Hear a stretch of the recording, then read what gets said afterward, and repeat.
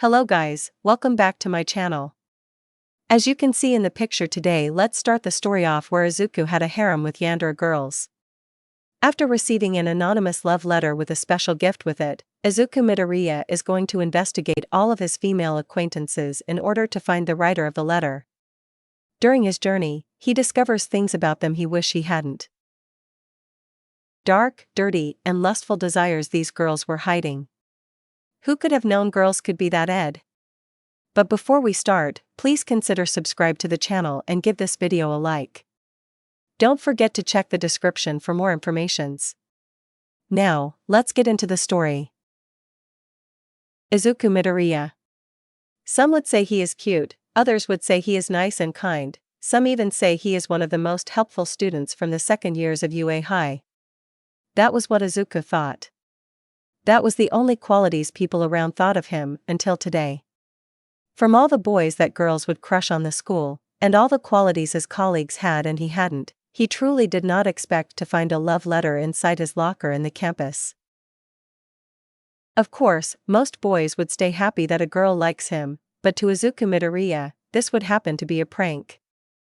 This happened once in the past, when he was quirkless. He once received a letter in his locker in Yandere Junior High that a girl loved him. He went to the place the writer told him to go in the exact hour it was supposed for them to meet. Turns out, Kitsuki Bakugo and his lackeys appeared, made fun of him, and threw him on the trash can, saying no girl would ever truly love a quirkless piece of shit like him. Any anonymous love letter he would receive, he would consider it just a tasteless prank. But this wasn't the case because, alongside the pink and white girly paper, was a white, elastic and soft piece of clothing. Midoriya's blushing red face immediately recognized what he was holding in his hands. Panties. Izuku screamed in pure shame, calling the attention of a blue-haired friend next to him. Midoriya. What's wrong? Tenya Ida stared at Izuku with a concerned face. Izuku Midoriya took time to respond to his question.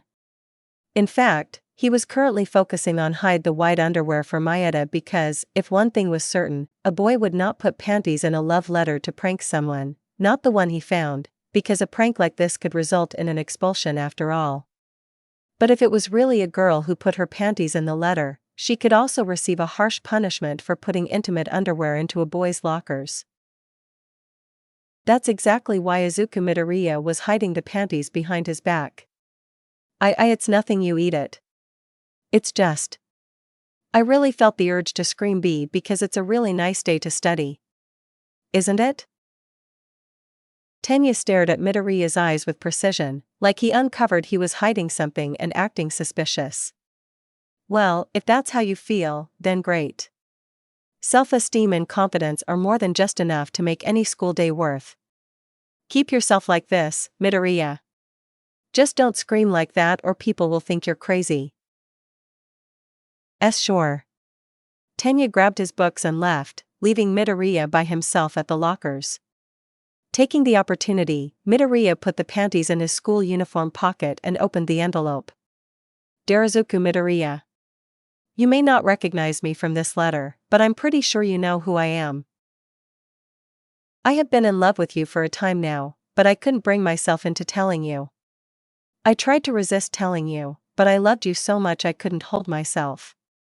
So I wrote this letter and stored it into your locker. I hope we meet one day, and please appreciate the gift I also gave you alongside this letter. Cheers, your secret lover. Izuku Midoriya was trembling in shame, he just received a love letter. And this time it was a real one. A girl really loved him this time. Izuku had a huge smile on his face, one that could even match All Might's confidence. His self-esteem was skyrocketing. Izuku packed his things and entered the classroom, making sure he hid the letter and the underwear safely so no one could see. Midoriya, you're 2 minutes late. Don't waste your raised self-esteem and try getting into the classroom on time. Sorry, Ada. Izuku made his way to his seat and calmed himself down. His heart was beating loud. Was this love he was feeling? Wait.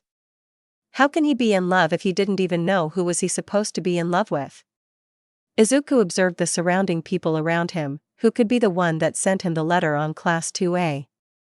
He analyzed each female face around him. The people of Class 2 have consisted on the same people on Class 1A. The only thing that changed was their seats and homeroom teachers. Although, some of them still give them classes. For example, the one who just entered the class, Shoyuta Izawa. Please shut up and let's initiate the class. The grumpy teacher said. All students then remained onto their seats quietly. As class started, Izuku Midoriya failed in paying attention to the teacher. He had something important to take care about. Analyze his female classmates and discover who was his so-called lover. First candidate, Momoyo Irozu. The current class president, switching positions with Tenya Ida in comparison with the last year, who is now currently the vice president.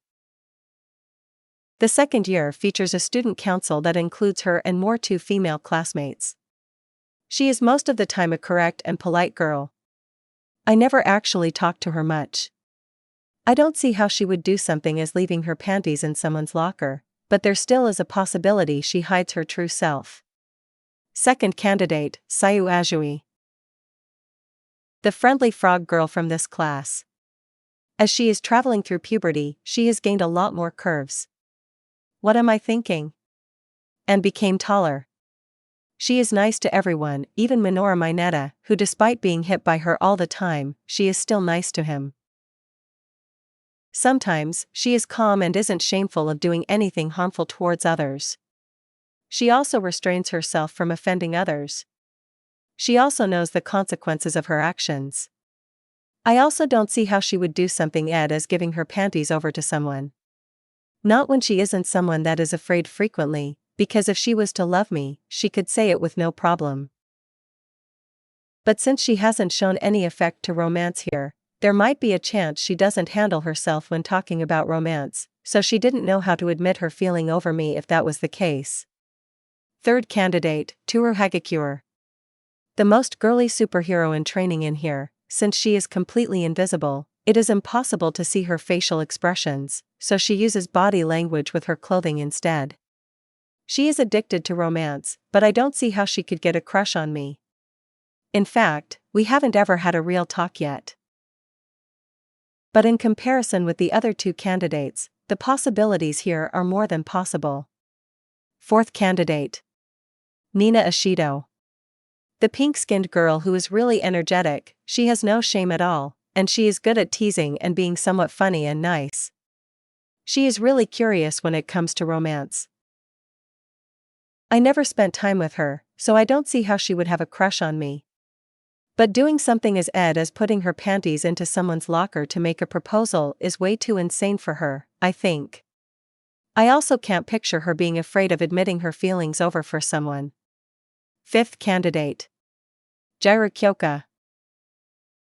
She is most of the time quiet and spends most of her time listening to music or talking to Yuorosu. She has great taste for rock and some bands I don't know about. She never shows any affection to any boy I know. She also isn't the very romantic type. And I don't think she ever would do something as insane as giving a boy. She almost never talked to her panties because of her feelings. Sixth candidate, Ichaku Yuraka. She was like the very first girl I talked to here at UA. She is a loyal friend to me, and I don't think she has any complex feelings for me. I talk to her and Ida every single day, even if she has a crush on me. It is possible she would give an anonymous letter, so she couldn't reveal herself. But seriously, I totally don't think she would leave her panties within my grasp. But I totally can't exclude the fact the writer could be outside of Class 2A. Izuku finished his intense trail of thinking. Luckily this time, he didn't mumble out loud. Reading well, that's for the morning classes, see you in lunch. Asawa grumpily said as he left the class. Izuku Midoriya got up from his seat and started to pack his things. Most of the students already left the classroom except for the green-haired hero and two others. Afternoon, Midoriya, Yaoyorosu said as she stood behind him.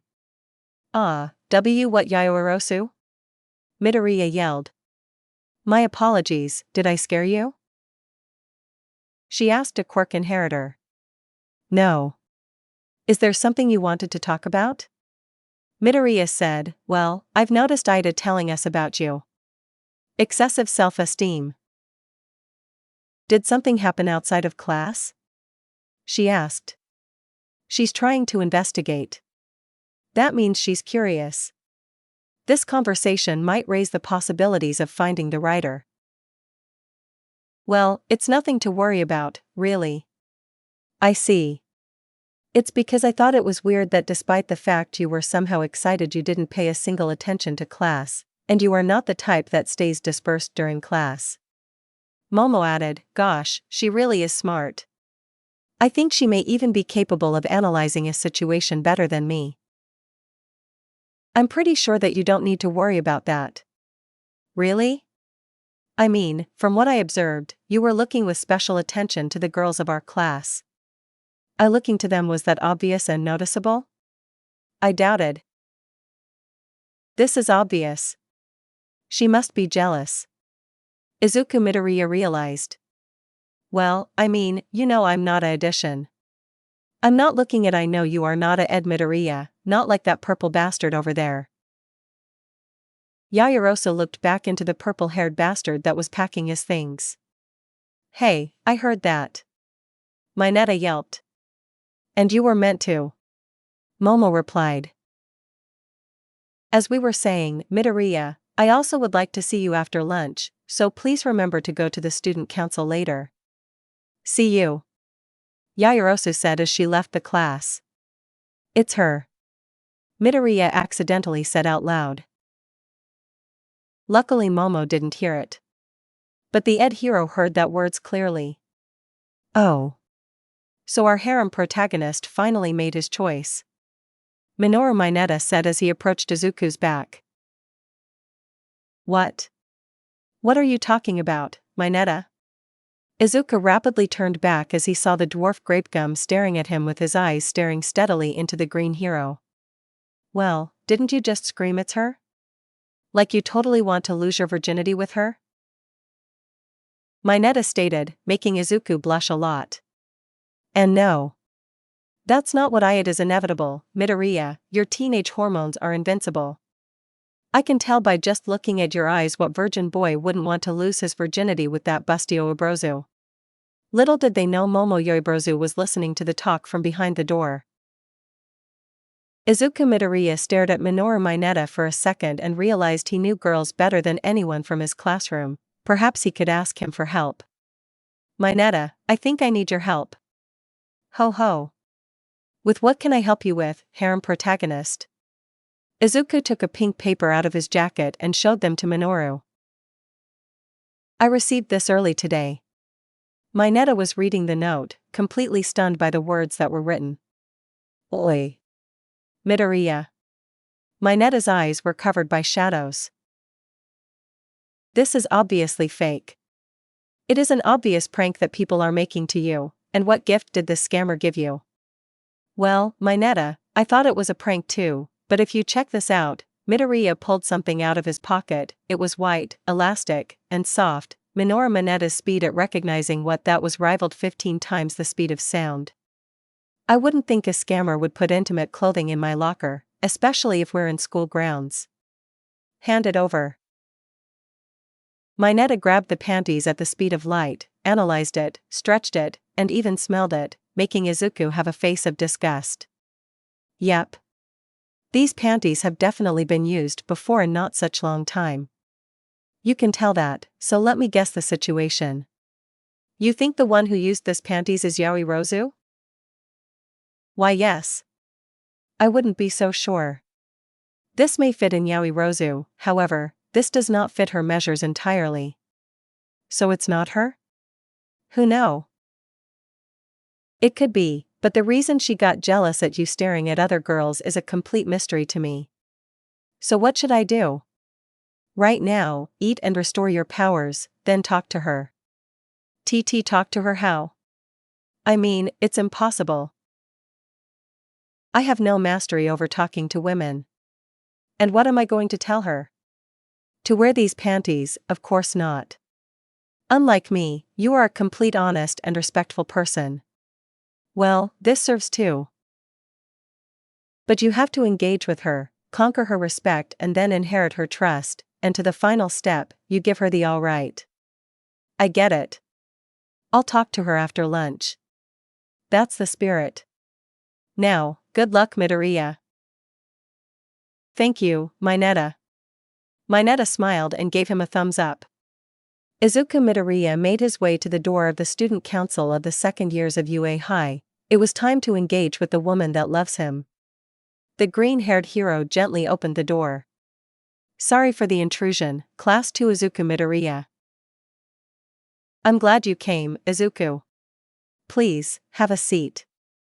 Momo Yoarazu, who was sitting down in her chair of the head of the student council.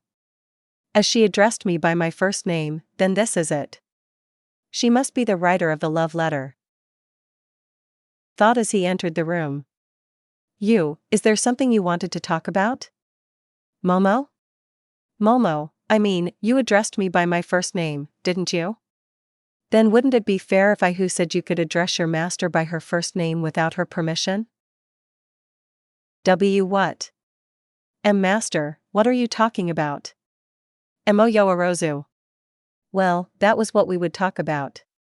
You see, I have been holding this certain desire for long now. Yep. It's her, but I'm not sure about that master part though. Izuku thought.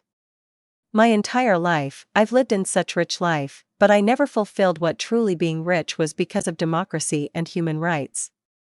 Slaves were forbidden. What is she talking about? Izuku thought as he looked at Momo's eyes that were looking completely lustful. And, me, Momo Yoarazu, who come from a rich family, can't suppress my desire for dominating. I always dreamed of one simple thing but hard to get. I don't like where this is going. Izuku thought as he was widening his eyes. I've always wanted a slave, but my parents would never get me one, so I had to attain one by myself. I wanted to make you my slave by asking you to be one, but then, I discovered your lustful desire for girls. Yoarazu. I think you have the wrong idea, and that discovery lent me the ability to blackmail you into being my slave. Yoarazu's mouth opened. Izuku saw her mouth drooling in lust. By that point, Izuku knew this wasn't any causal student council talk anymore. This Momo Yoarazu was not the girl that loved him, it was a Ed woman who wanted to enslave him. What kind of proof do you have? Izuku Midoriya's voice raised as he stood up from his chair. Who gave you the right to raise your voice against your master, slave? If you keep that behavior, I'll have to leak out these images. And I'm pretty sure you won't be able to explain yourself after this. She handed him over some pictures. There, it showed him giving Minori Mineta the panties where he smelled it and played with it. Well, Izuku, you might be able to get a lighter punishment for cooperating with a Ed like Mineta, but that purple scum would get expelled for that, and from what I know from you is that you wouldn't want that to happen, would you? Crap. If these photos are leaked to the principal, Mineta's future pro-hero career, possibly mine too, would be ruined. What would All Might think of me? Would I be able to convince him that was the wrong idea? Izuku desperately thought. Well, since I know this is a lot out of sudden, I'll give you time to think about being my slave. If you refuse, I suppose you will have to say goodbye to your pro-hero career. Why? Why is Yoarazu acting like this? She is striving to become a hero, not a Ed. She shouldn't allow her fetishes to get in front of her future career. But again, if I refuse, then I'll have to explain that photo, and I don't think I'm that good in convincing people about that. Izuku's dark green hair shadowed his eyes. He knew it, he didn't have a choice unless become his classmate's slave. What kind of hero would he be if he was being dominated by a girl? No. If he wanted to keep himself out of trouble, he needed to play her game, and then he would break free of her dominance. Right now there was only one thing he could answer. Momo's lustful eyes grew larger as her face got more pink and her smile wider. I said Izuku. You will be my slave for the rest of your high school life, serving my desires and deeds. It has been a long time since I haven't felt this kind of lust towards someone. Yoarazu thought as her mouth was drooling. I refuse. Izuku's face turned completely stern and serious. It was the face of determination he does when facing a villain. What? You heard that right, Yaoyorozu. I'm not becoming your slave. What kind of hero would I call myself if I get dominated by my classmate to fulfill her own selfish desires? You? You know what could happen to you, right? Yes, I know. And a hero must be ready to face any sort of danger ahead of him.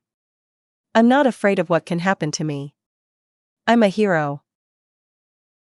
I will overcome any challenge that blocks my way.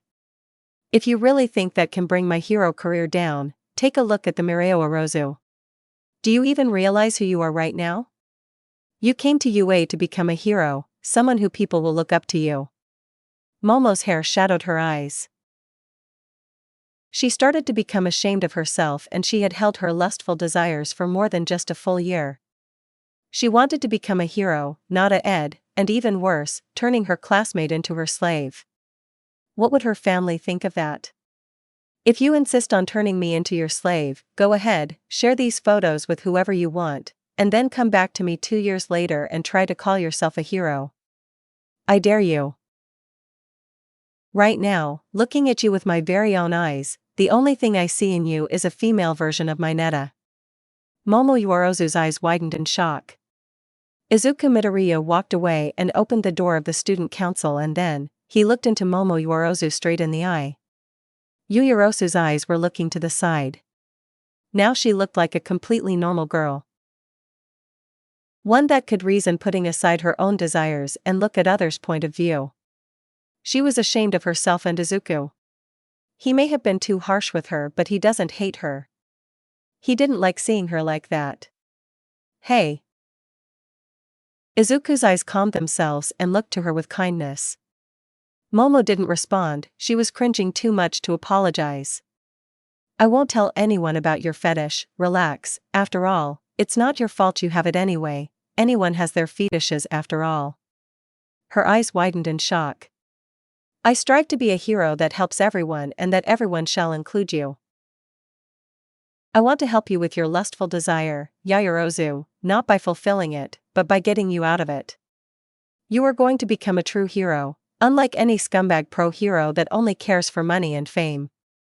Tears dropped from the female hero's eyes. How can he be so kind to her? Even though she just blackmailed him into becoming her literal slave, he still was kind. How can someone be so pure and nice like that? She started to feel something warm inside her chest. Was this love?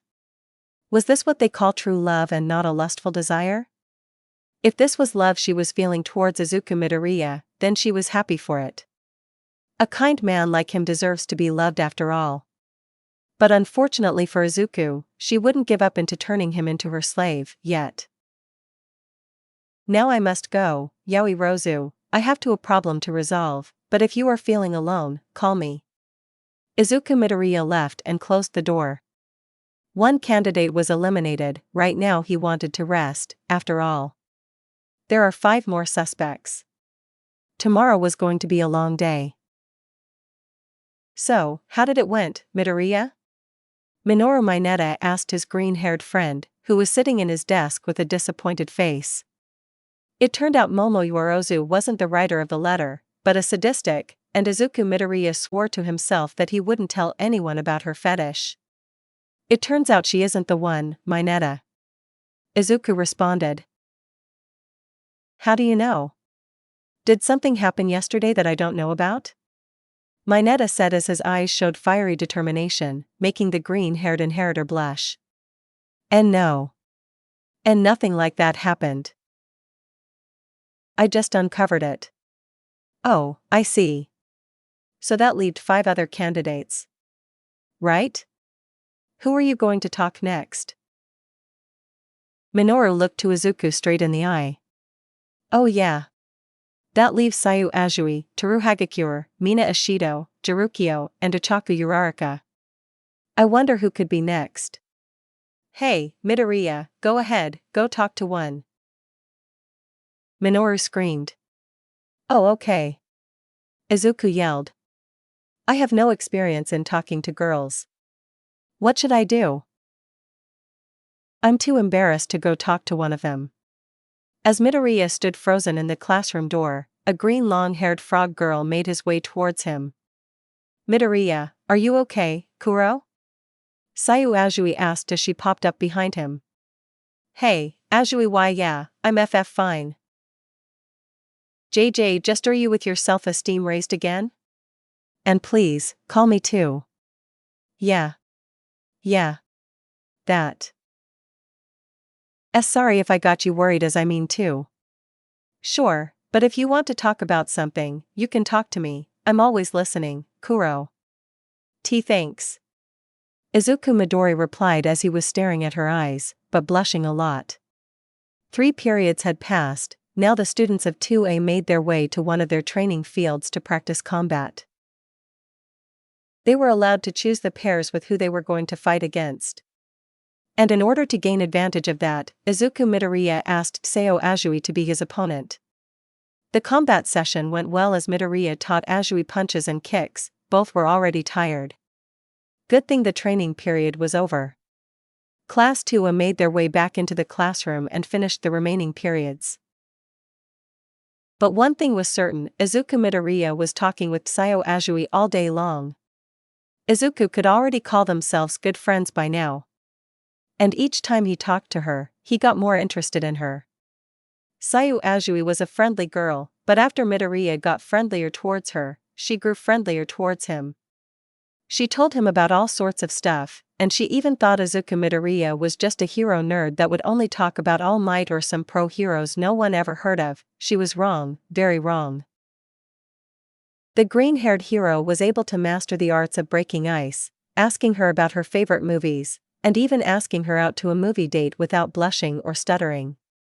As Midoriya looked into Azui's eyes, he knew she was, if not, the most listening and careful girl of UA. But one thing Izuku still wouldn't be able to do was discover if she was the writer of the letter. He simply couldn't bring himself into asking her this. But at this moment Izuku Midoriya needed to effort himself into another problem. Reach the damn cinema on time so he wouldn't be late for Tsai. Luckily that wasn't a problem because Tsai reached the mall cinema at the same time as him. So, Midoriya, I don't want to call you a nerd or anything, but please tell me you didn't buy a ticket to a superhero movie. Thank goodness I was able to swallow my pride as a fan of the heroes of feudalist Japan of the Tokajuku to be able to give up on watching the new movie even as much as I wanted to watch it. It's too much gore to show to a girl, I guess. Not only that, but I think I'm going to regret not feeling the nostalgia of the principal of Atakajuku's amazing one-liner, AN. Whoever got that reference, scream that one-liner at reviews. If you do, you deserve my respect. Midoriya, you are mumbling out loud, Azui commented. Sorry, Azui. I mean, too. I bought tickets to that new romance movie I heard Hagakure and Yoarazu talking about. Oh, I think I heard of it. I never thought I would get to watch it with a boy though. Sayu said as she blushed a bit. Midoriya's face got red as a tomato in response. Why am I getting embarrassed now? Well, I've watched tons of romance movies, so watching it with a girl shouldn't be a huge problem, right? Izuku thought. But that tons of romance movies were just action movies where the main character kissed a girl in the end. Both of them entered the cinema and sat into their seats, one next to each other.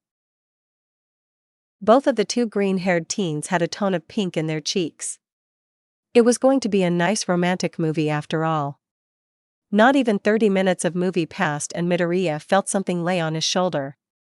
He looked to his side to see the frog girl sleeping in his shoulder as Izuku used that time to analyze her face. He couldn't deny it. Sayu Azui was cute as hell when she's sleeping. Midoriya now wanted the remaining 40 minutes of movie to remain forever. To him, there was no denying it. She was supposed to be the one who wrote the letter. And gave him the Izuku Midoriya stop to think about the damn letter and goddamn anonymous panties. All he wanted now was to appreciate this moment he was having with a girl he could love, something he never ever imagined that would happen. He lived his entire life as a quirkless nobody, even girls bullied him for being weak. And now, he was going to finally be able to experience love. All thanks to one blonde stray of hair. But of course, good things come to an end way faster than expected. The credits showed up, and Azui started to slowly wake up. You Midoriya? Yes, Sue? I'm sorry. F for what? Exactly? I made you pay for those tickets. In fact, I didn't even watch the movie at all. Kuro. Don't worry about it. What I truly loved about this experience was that I got time to spend with you. Izuku said with a great smile on his face. Sao Azui blushed. Well, let's get going then, Midoriya. Sao Azui said as she slowly got up from her seat. What? Aren't there post-credit scenes? Izuku asked. Of course not. This is a romance movie, those things don't happen here. But I mean, there was the possibility a new woman could appear and start a love triangle. We don't have a sequel to romances, except if it is a comedy romance, because I'm sure that won't be a new antagonist at the end. Azui stated, well, guess you are right. Midoriya replied. Both exited the cinema as Midoriya and Azui were making their way in the corridors of the mall. He saw Sao Azui hug him during their walk. She stayed on his arm with her head leaning on his shoulder. She was blushing. So was Izuku. They made their way to the entrance of the mall. She released his arm and got some distance from him. Midoriya. Sayu called. Guess who? Midoriya replied as he started to grow excited. Tomorrow, when we get back at UA, I want to tell you something. I have been wanting to tell you but couldn't bring myself on doing so. Well, I see you tomorrow, Midoriya. Azui told him as she walked away. Bye. Sue. Midoriya told himself with a stern-looking face. Izuku looked up at the sky. It was dark blue, but the horizon was orange. He could even see some stars. The green-haired hero made his way to the dorms of UA. Well, Sue was heading there, wasn't she? Why couldn't they have walked up alongside each other to the dorms? Maybe she had something to do. Izuku reached the conclusion she wanted to see her parents. Since he learned she really cared for her family after all. But that wouldn't change the fact that Izuku had accomplished his goal. It's her. Midoriya screamed as he activated full cowling and started to spin himself at the speed of sound in a street light. Clank. Midoriya landed in the ground as he heard the street light falling down to his face. No. I can't die now. Izuku said as he protected his head.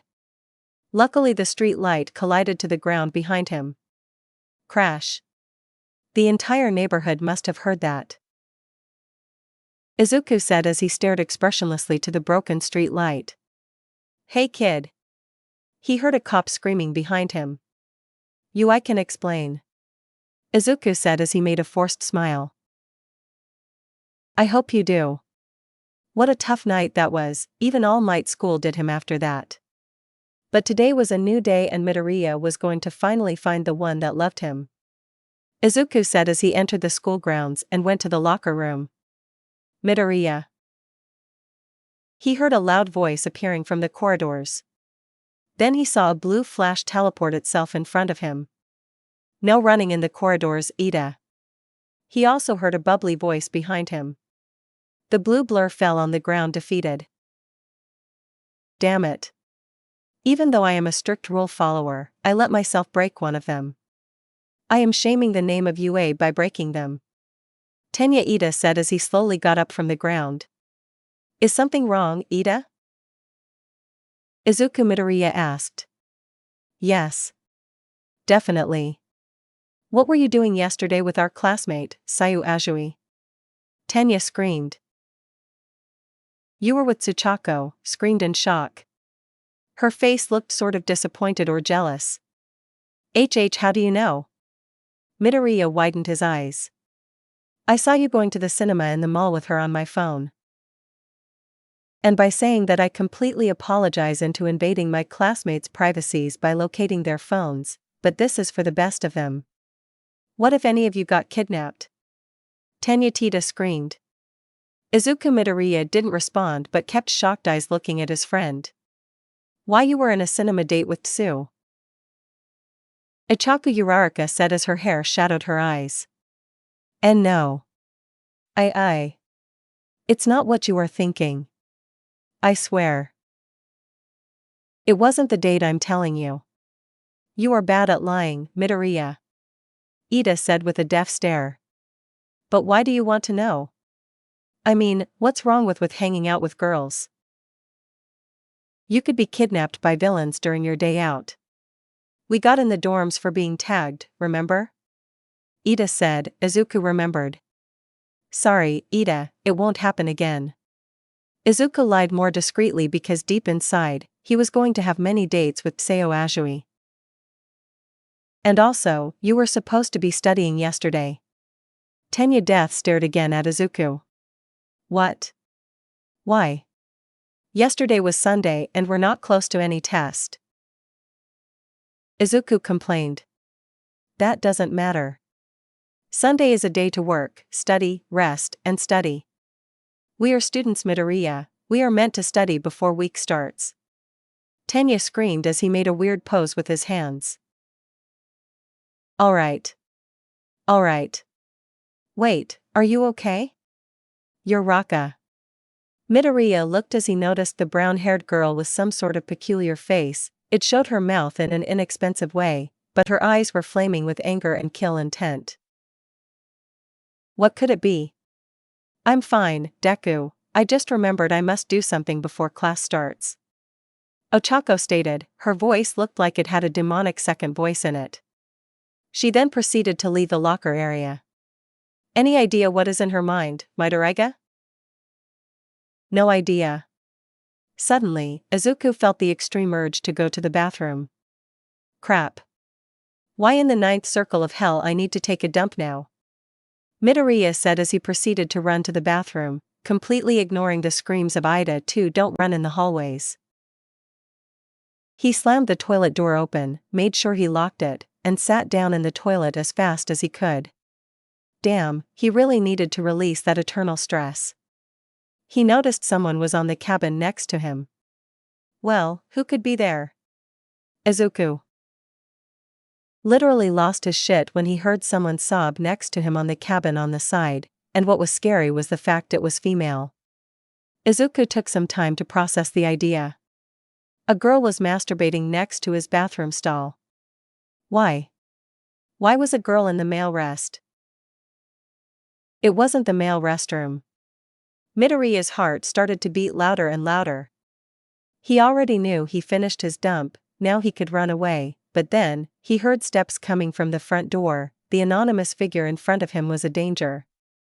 She was waiting for him to get out for her to enter. Izuku started to sweat. What situation did he got himself into this time? The next words he heard shocked him. Ah, smash harder, Izuku. Bam. The girl next to him was masturbating to him. Did she know he was there? Did she like him that so much, or most importantly, who in the world would be masturbating to him? Shit. Now Midoriya was sweating even more. Hey, whoever is inside this cabin, please hurry. He heard the cheery female voice in front of him complain. Her shadow was moving from side to side, signalizing she was jumping an urge to go to the bathroom. That voice. Ashido. Midoriya thought. And, Hagakure, I know you are there masturbating to him. Ashido loudly said. Midoriya heard the sobbing sounds disappear.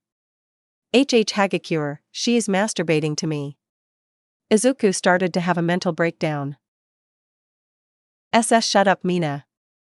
Why you know my fetish is a little more complex than that. He heard Toru scream. Complex fetish. Midoriya started to grow some PTSD. Well, I wouldn't blame you, Hagakure, I also masturbate to him, Ashido said. Da-bam. What Ashido too, why do they do that with me as the subject? Oh really? Then in what type of situation do you imagine him with you? Oh ho. I wouldn't tell you so easily. Suddenly, another voice entered the room. Ashido, is there something wrong? It was Sayu Ajui's voice. Sayu Ajui. Why did she enter the bathroom at a time like this, damn it? Yep. I'm spending time talking to Hagakure about fetishes while some girl in there won't get out. Ashido stated. Little did she know the one inside the female restroom wasn't a girl. Hey. Don't reveal our talk to random people, Hagakure said. But Sayu Ajui isn't a random person. She's our friend. Have you ever considered the fact the person inside the restroom could hear your talk, Kuro? Ajui stated. Oh crap. You are right. Ashido realized. Wait, I didn't hear the person inside make a movement. Maybe someone just somehow left the door locked. Hagakure stated. You didn't hear me make a move. I got here after you. Well, I wouldn't blame them. The UA restroom is quite large, so it can fit all type of quirks and people, so seeing someone's shadow by the door is a little hard sometimes. But now, how do I get out of here? Let me check. Hey you. Are you done yet? Mina? Shido screamed. Damn it. If I answer it, I'll be revealed. What do I do?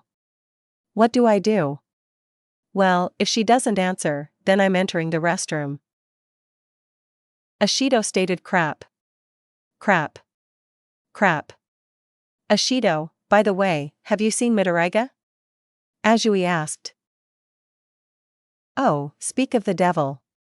No, I haven't. Yet. What do you want with him? Ashido said as she made a creepy smile. I wanted to tell him something, Kuro. Sai said. Well, I guess this is it. Her love for me is over. No. I'm striving to become a hero. I need to overcome any challenge on my path. If I give up, then it's all over.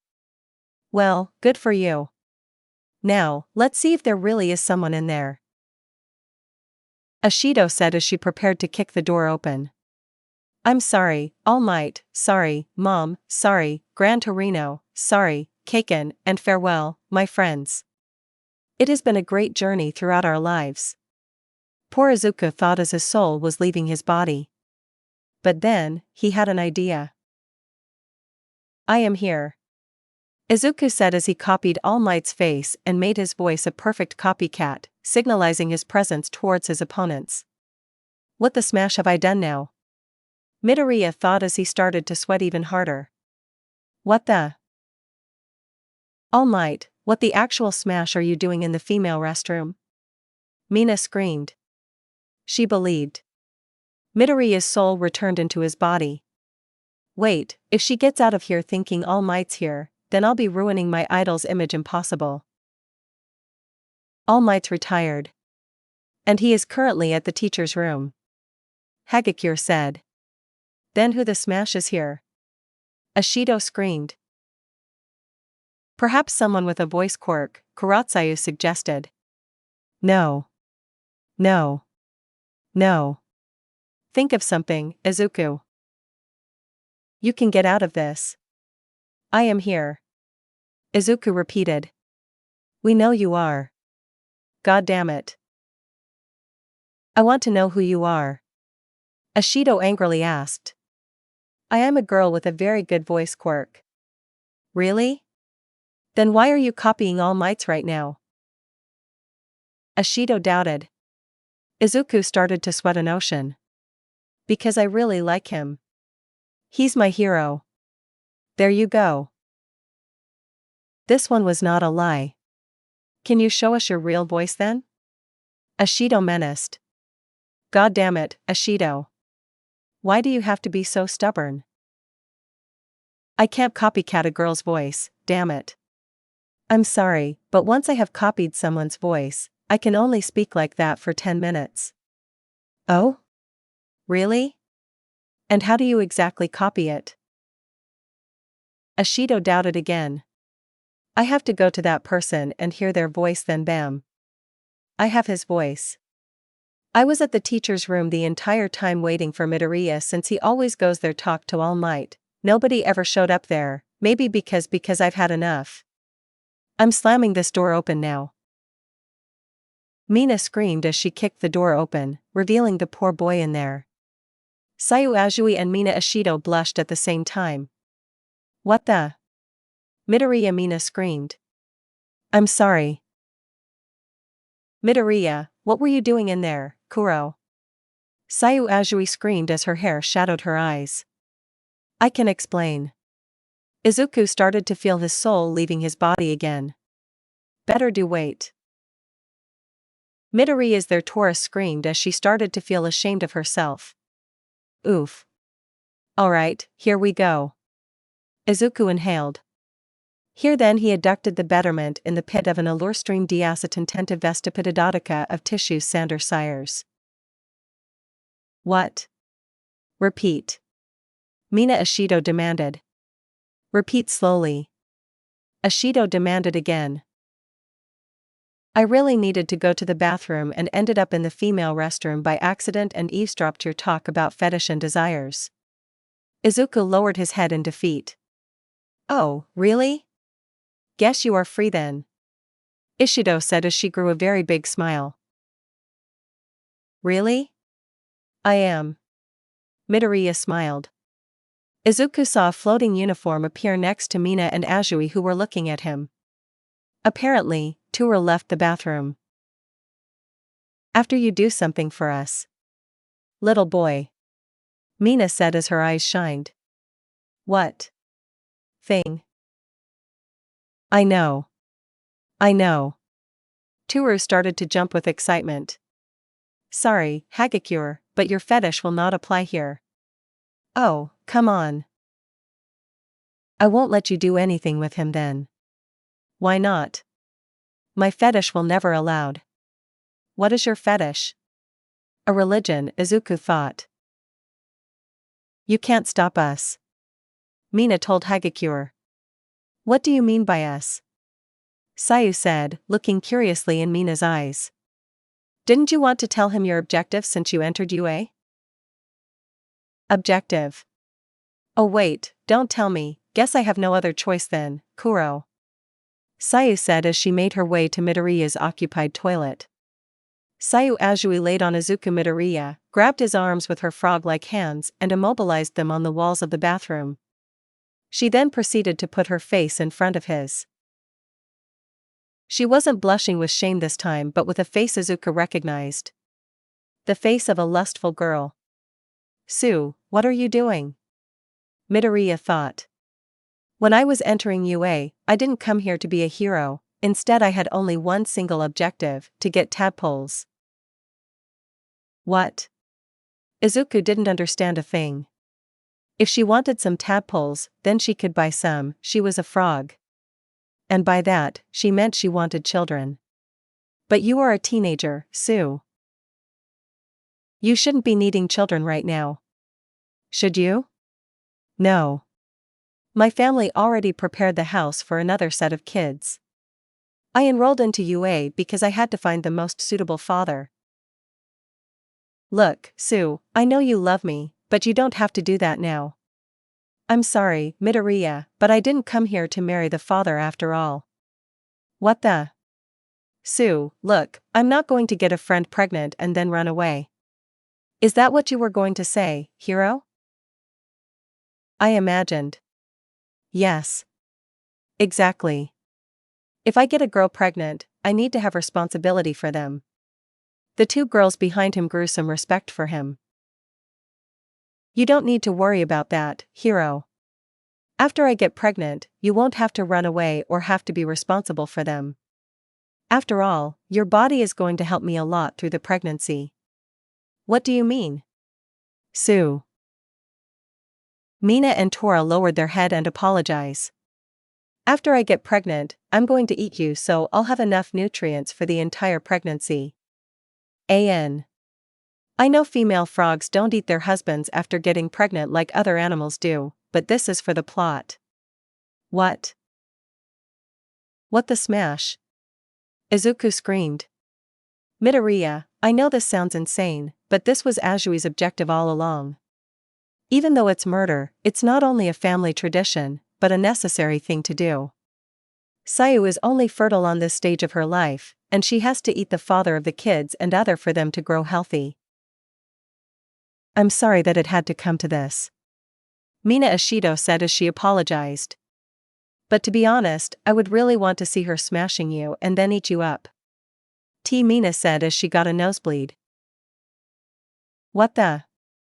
Ishido, Sue, you never told me about the eating part. Torai said as she looked at them in disbelief.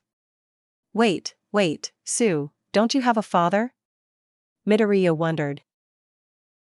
Yes, but I never got to meet him. After all, my mom ate him so I could live healthily. Your siblings. That's another man eaten. Oh shit. Izuku thought. That couldn't be true. After all, if he got eaten he was going to die. Sayu wasn't a cannibal, she saved him and Mineta at the USJ, she helped them a lot at the training camp and he was going to end eaten by her. He was All Might's successor. The lineage of one for all couldn't die in a girl's stomach. Please don't. I'm sorry it came to this, Midoriya, but it's your fault you became the perfect father. Suddenly a black-haired girl popped up in the bathroom. Sayu Azui, Toru Hagakure and Mina Shido, what the hell do you think you are doing? Momo Yuarozu said as she rushed to the bathroom stall and got Sayu out of Midoriya. Having children and saving the lineage of my family. Azui responded. With my precious slave I mean classmate, so she's still with that slave thing. Midoriya thought. Suddenly the floating schoolgirl uniform rushed and blocked Sayu Azui's way. Sorry, but I can't let you eat Midoriya. Toru said as she blocked his body with her invisible arms. Hagakure. Thank you. Midoriya said as he felt relieved. After all, I can't let you die like that. I desired that moment in my head so much I needed it to become reality. I won't let Midoriya get killed when he hasn't fulfilled my desire yet. Tora thought. I'm going to help you win this fight, Izuku. Momo said as she created a baseball bat with her quirk and looked forward into defeating Sayu and Mina. Well, guess it's 3 against 2. Midoriya said as he put on his pants and got up, initiating his fighting stance. God damn it. I forgot to put toilet paper. Now my All Might boxers are going to stay brown as hell. Midoriya thought. Toru and Momo were ready to fight. Izuku activated his full cowling and initiated his fighting stance. But then, a voice message is here. Midoriya's phone notified. Midoriya grabbed his phone and opened the message box. All the fighters looked at him. The message was played and everyone listened to the voice of Midoriya. I told you to don't run in the hallways and you ended up entering the female restroom. I wanted to warn you about it, but it was too late. If I sent you a message earlier, your phone would notify your presence to all people around you. So when I saw Momo Yoarazu asking for your presence, I told her the situation. Thank me later. Now please come to class, you are late. Ida, you are truly a reliable guy. If it wasn't for you, I was frog food. Guys, don't you think it is better we get back to class and fight later? I mean, if we fight, we are going to get the attention of the teachers. Mina suggested. You are right. But because of Tatsuya's actions, I'll report that to the teachers. Momo Yoarazu said as she dropped the bat. No, Momo, you don't need to do that. Midoriya said. What? Izuku? But who? You say you didn't come here to UA to become a hero, but to become a mother. I respect that objective even though it requires my death. But from all I lived alongside you, this and last year, you have proven to me you had what it took to be a hero. To be able to put your life on the line to save others, and that is the #1 quality of a hero. Yaoyorozu, Teru, Ashido, and Asumi looked at him with attention. Sorry to say this, but I won't be the father of your children despite being perfect for them. I strive to be a hero that save others, even people like you. Sue, you are better than this. I know, you don't have to follow your family's tradition that much. If you do that, you will be ruining a great future ahead of you. You can become a hero, Tsai. Think of that. I know you prefer to be a mother, but Izuku pointed his fingers to her. After all, you've proven to society how heroic you are. It would be a shame if you left your selfless heroic version to get pregnant and eat a guy that wanted to become a hero. Sayu's hair shadowed her eyes. She expected Midoriya to hate her for what she did, but instead he was being kind. Why? Midoriya Ayatsuyu started to cry, a river dropped from her two beautiful eyes. I'm sorry. I didn't know what I was doing. It's okay too, now let's get back to class before Ida gets us. All the girls nodded and left the restroom except for one girl, Mina Ishido. Well, apparently this attempt failed, but I will get you in a ed situation, Izuku Midoriya. Time to wake up. Time to wake up. Some sort of all-night alarm clock was screaming in a room filled with all-night merchandise. In a bed with all-night sheets, a green-haired teenager slowly opened his eyes and, tiredly removing the sheets which covered him. My head hurts so damn much. Izuku Midoriya thought as he slowly got out of his bed. Apparently, he had spent all night mumbling, walking one way to another and talking to himself way too much on who was the writer of the damn letter. And obviously, the pictures of Tsio Azui on top of him flashed through his mind. And in his all-night boxers, the number one hero has risen again. No. Don't you dare to stay up now. Midoriya said as he pressed his crotch with his two hands and calmed his morning erection. Well, waking up at 5:10 a.m. isn't easy. Now, time for my morning jog. Midoriya said as he jumped out of his bed and changed his clothing, putting up his sports jacket and left his bedroom. The sky outside of the dorms was completely dark, not even a sign of the sun was seen, only stars and attractive night sky. After all, he decided that today he would wake up early to exercise himself. After all, he needed to calm himself down about his loved one's case. Midoriya started to run. He was now into the small forest of Ogung. He was expecting to see at least Dieter running, but there was only him and a few security guards checking their surroundings. Midoriya walked up more, he didn't know why, but he totally had the sensation there was going to be at least one student awake over these areas.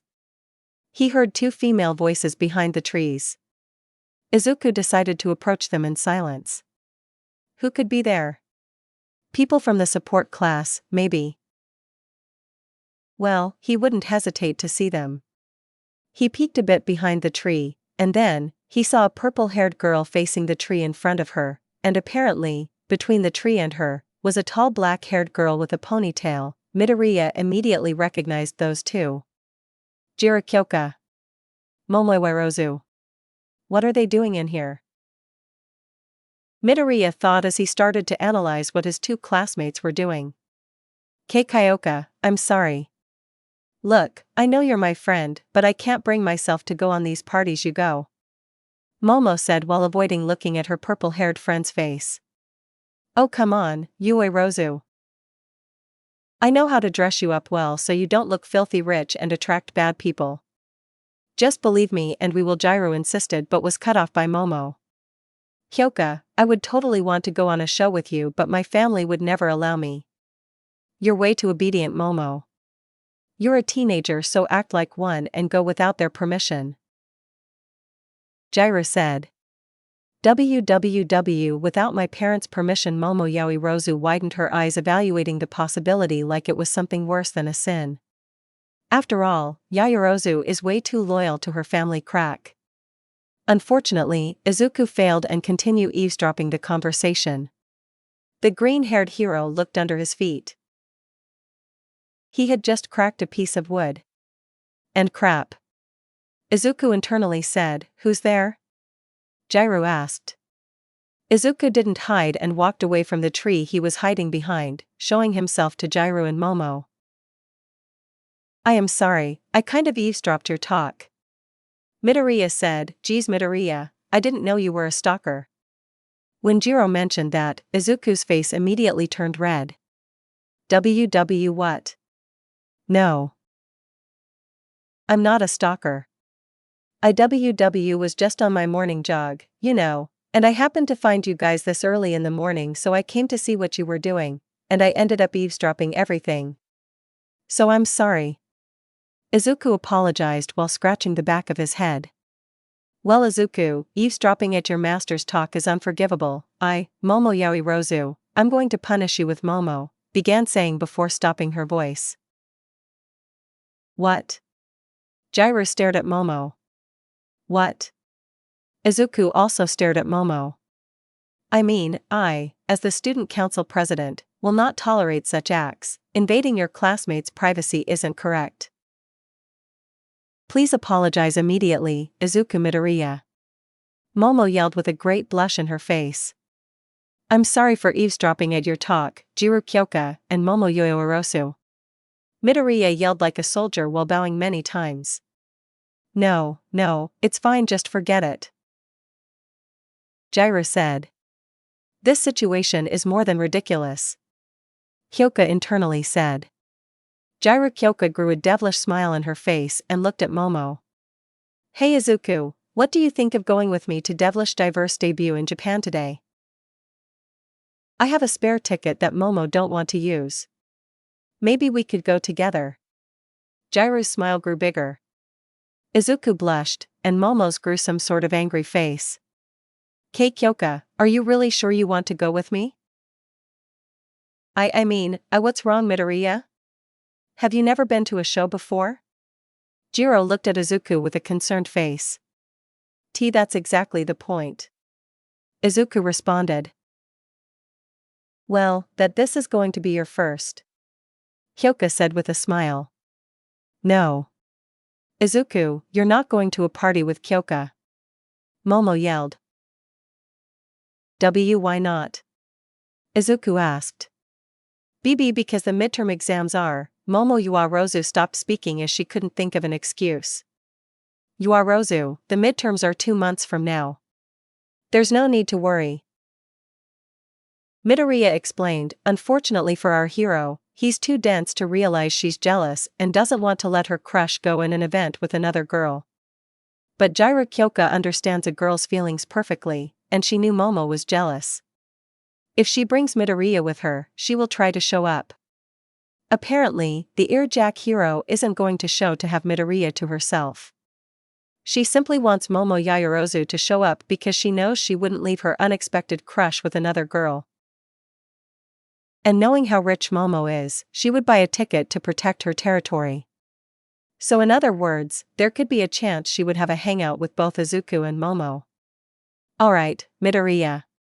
I'll meet you in the UA gates at 4:45 p.m. I'll wait you there. Jiraiya cheered as she left the grass grounds and went to the dorms building. Well, sorry about stealing your ticket.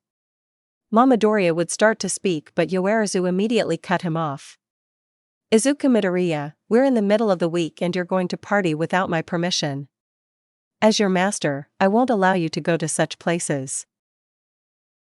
Yaoirozu, we kind of talked about that master part. Izuku said. Oh, I remember now.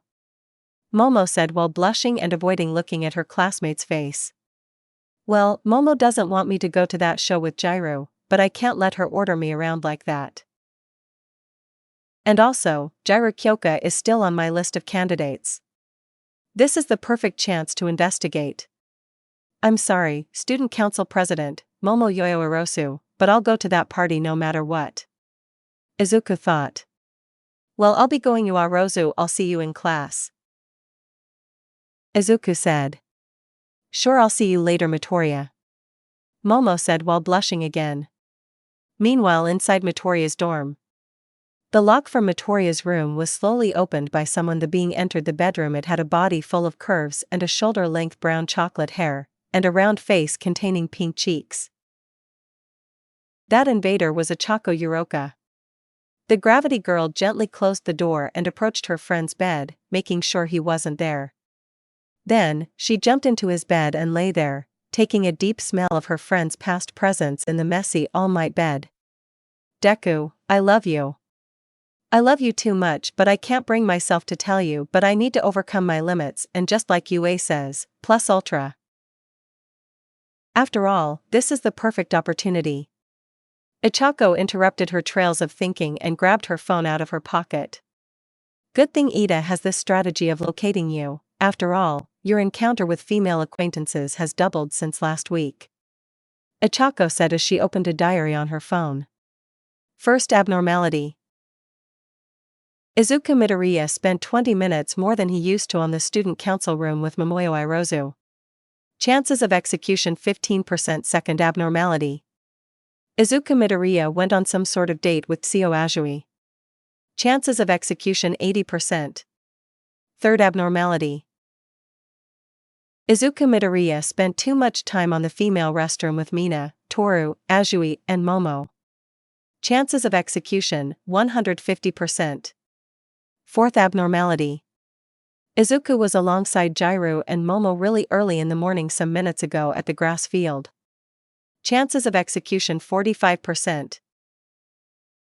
The people I'll be mostly tagging will be Mina Ishido and Sayu Azui. To me, they look really dangerous and somehow harmful to my dear Deku. Ochako though as she continued to look at her crush's ceiling and rest on his bed. Ochako Uraraka decided to locate Izuku Midoriya again, and this time she totally didn't expect to see that his marker was coming to his bedroom again. Shit. Uraraka internally said as she hid herself under Izuku's bed after seeing some shadow under the door. The door opened revealing the red shoes of Izuku Midoriya. I didn't expect him to appear so soon. What is he doing in here anyway? Ochako thought while hiding under Izuku Midoriya's bed. Ochako started to observe Izuku. The green-haired hero sat himself on the chair of his desk where he leaves a computer and his notebooks. Is he going to write his quirk notes at literally 6 in the morning? Is he that determined as expected of my lovely Izuku? Ochako thought while observing Midoriya, and after some seconds passed Izuku left his desk and opened his dorm room, leaving his dorm. Why did he leave so suddenly? Did he forget to write something on his notebook? Impossible. Deku has a morning jog starting around 5:30 a.m., and according to my Deku agenda, it got interrupted by Kyoka and Yayoi Rozu because of the presence of Momo. I thought it was some sort of discussion about the student council. After all, Izuku spent 20 extra minutes.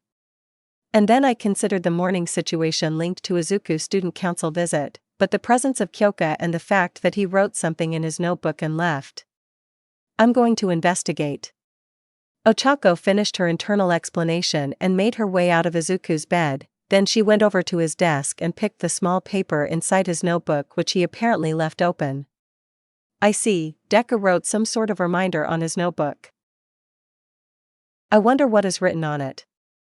Uraraka thought while she proceeded to read her crush's notebook. The small piece of paper had some sort of agenda written on it. Ochako Uraraka proceeded to see what was written on it. Apparently, Izuku was going to meet Jirukioka on the school gate today at 4:45 p.m. Jirukioka, you are going to a rock show with my Izuku. I can't believe this.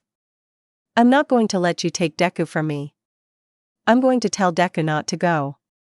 Ochako thought. But before she made the plan to persuade her friend not to go on the party, she considered more. But what if Deku likes rock music and because of that he invited Jairu to go there since she is a rock fangirl? Maybe he made his way towards the grass field in order to invite her to the show rather than doing his morning jog. Oh no. I thought I knew everything about my Izuku, but turns out there's much more I need to learn. Ochako thought again. Not only Ochako Uraraka would try to discover her crush's tastes, but she still couldn't let another woman take her territory on her precious man. Looks like I'll have to spend my savings on that ticket, Ochako thought. And after usual Izuku Midoriya was sitting on a table alongside Minori Mineta. I see, so you are going to see if the flat chest is in love with our harem MC? Minoru said while looking at his friend with a smile. Yep. Izuku calmly replied. Oh well, good luck. I listened to some devilish diver songs, they are a good band, pretty sure you will have a great time with her. Minoru explained. I see, but there's still another 2 candidates left. Toru and Ochako. Which one do you think could be the writer of the letter? Toru is the most girly girl in our class. She doesn't know much about boys, so I think she takes me as an example, and think boys are obsessed with panties, so she gives you one to try to persuade you to like her. I thought Mineta was a bit dense and childish, but holy crap, that makes total sense. Although, even if I caught Toru masturbating to me, she still defended me from Azui and Mina, Izuku thought. But, Ochako Uraraka, on the other hand, spends too much time with you, and Mineta was going to explain after analyzing the area and immediately stopped speaking. Midoriya, I think you should be careful. Mineta said, why Mineta? Izuku said while trembling a bit. Look at your Raka's aura. Mineta said while pointing at the table Ochako was in. Izuku stared at his first UA friend. She was sitting alongside all girls from his class, plus some from 1B, and it looked like there was some sort of angry and demonic horror surrounding her. There was something angering her. Mineta, maybe she's just in a bad mood, although I never saw her in a bad mood. Izuku tried to explain. This smell, this presence is the sign of a Yandere Izuku. Ochako is a Yandere. Mineta said with his face full of despair while shaking the green-haired Quark inheritor's head. Look, Mineta, I'm 100% sure Ochako Uraka is not that type of woman. Yandere are crazy and wants to kill you. I already have Himiko Toga trying to take me into her grasp, and I don't think a harem can include more than one Yandere, Izuku said. Little did Izuku know almost all of his harem were Yandere. After a good finish of studying and taking lessons, Izuku Midoriya made his way back into the dorm and was going to dress up to the show. After all, it is already 4:15 p.m. and Izuku had no idea how to dress to a show. What do I do? What do I do? Izuku said while searching some good clothing on his closet. Maybe I should ask someone for advice on what to wear. Does someone in my class have any idea about style? Then a pink-skinned girl came into his mind. Of course. Mina Ishido. Oh wait, Izuku Midori remembered the female restroom incident on how Mina Ishido wanted to look Izuku being raped and eaten by Azui. I don't have much of a choice. I'll ask her. Izuku successively made his way to Mina, who was resting in the sofa of the girls' floor. She noticed Midoriya's presence. Oh, hey Midori. What are you doing here? She asked him. Ishido, I kind of need your help. Izuku asked. With what? I'll be happy to help my classmate with anything. Mina said cheerfully. She looked so innocent. I would have almost thought she could be one of the candidates, but I saw her true, ed self. Izuku thought. I'm going to a rock show, do you know what type of clothing to wear? I mean, Izuku was going to finish, but was immediately cut off by the instant transmission Mina used to teleport right in front of him. Say no more. Mina said with a smile on her face. Thanks. Izuku said. The two went to a clothing store nearby. And on the way, Mina Ishido started to brainstorm the situation, and Izuku, who was observing her, saw what she was doing. She was typing something in her cell phone. Izuku didn't mind and continued to face forward. It was invasion of privacy seeing that. So he stopped overthinking. But little did he know Mina Ishido was giving the information of what Izuku was doing to her friends.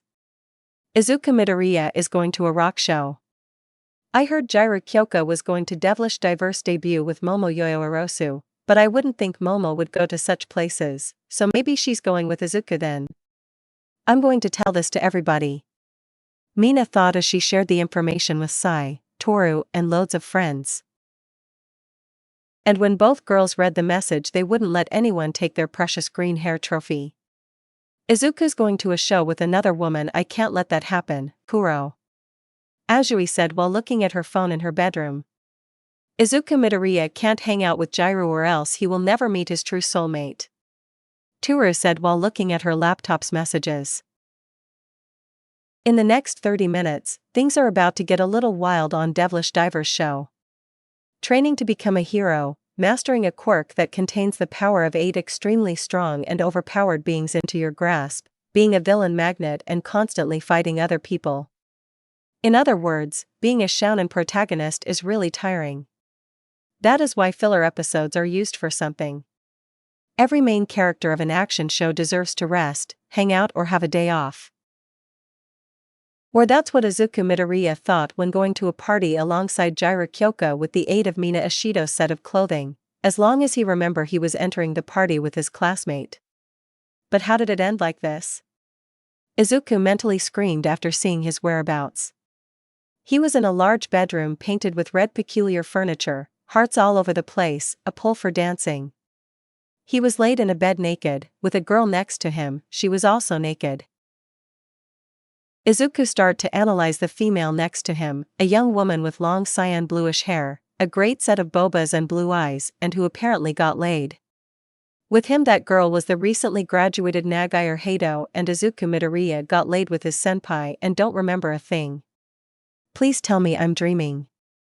Izuku closed his eyes, but no use. What is going on? Why doesn't he remember anything? And how in the world did he get laid with Nagaire? Izuku began his ultimate mumbling. Alright, let's undo my steps, Ishido, and I bought some clothing for the show of Devilish Diver that I would go with Jiraiya, and I met her in the entrance of UA, and then Izuku's head started to hurt. Oh, wow. Izuku said as he rubbed his skull. Already awake, darling. He heard a sweet female voice next to him. He turned his head to the side and met eyes with a maternal-looking Nagaire Hado who had relaxed eyes and pink cheeks that resembled a true lustful girl. Hado-senpai, what is going on shhh? She said as she placed her finger in his lips to block them from saying anything. Didn't I tell you to call me Nagaire, Izuku-kun? Nagaire said with a great smile. Senpai, what are you talking about? Izuku said while trembling a bit and proceeded to move out of the bed. Nagirato's happy face became an unsatisfied-looking face with puffed cheeks.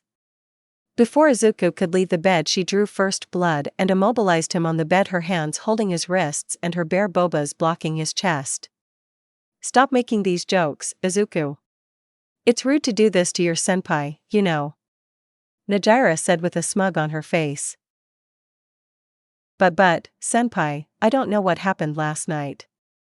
I don't remember anything. I'm serious. I think I'm gonna. Najira's smug faded as she noticed Izuku's panic was real. Her face became a concerned one. Calm down, Izuku. Talk calmer. I could if you weren't with your bobas and naked body on me. Izuku screamed. Stop lying, you don't climax that fast. How do you know about these stuff? And where am I? How did I ended up with you in this bed? What the hell happened? Izuku began screaming all questions he could think of. And I thought my constant personality of asking too many things was annoying.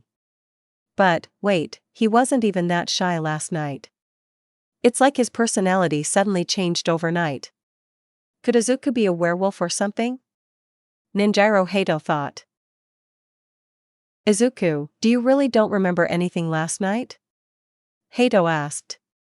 No, I don't. I mean, when I try, my head hurts a lot and I know. Don't try much then. I'll help you remember. Hado said as she released Izuku. Both teenagers were now sitting on the bed with extreme intimate distance. And Izuku was doing his best to not look at her bobas. And Najira wanted Izuku to look at her bobas.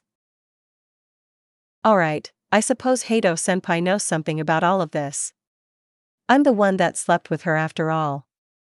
Right. man, coming to think about it. I just got laid. I just lost my virginity and I don't remember a damn thing about it. Izuku mentally screamed again. So, Hato-san Peiho Nagaire, call me Nagaire. So, Nagaire, how did I end up here? What do you mean? I mean in the bed with you. In your bedroom, Izuku said as his face blushed even more. Izuku, this isn't my bedroom, this is a motel, and you were the one who brought me here. And Nanny Izuku, once again, mentally screamed, WW know that's Canton Posse, I'm not help poof. Steam released out of Izuku's face as he faded after having a mental breakdown. He overthought so much his body stopped responding like an old and rusty engine.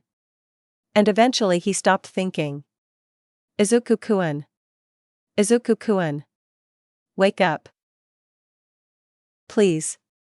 Najira said as she invaded her lover's personal space even more, bringing her face exactly in front of his. Izuku, Earth to Izuku. Where's your restart button? Najira analyzed Izuku's face by poking his head. Does he really forget everything so easily like that? Oh, it can't be. He looks so handsome, being the mailed him type of guy. I've never met one like that. He looks so shy but then becomes a total badass when I teased him last night. Is he really a werewolf, or maybe he has a double personality? Nagoya thought as she helped Izuku by resting his head on her bare lap. Wake up, Izuku. Mom? What time is it?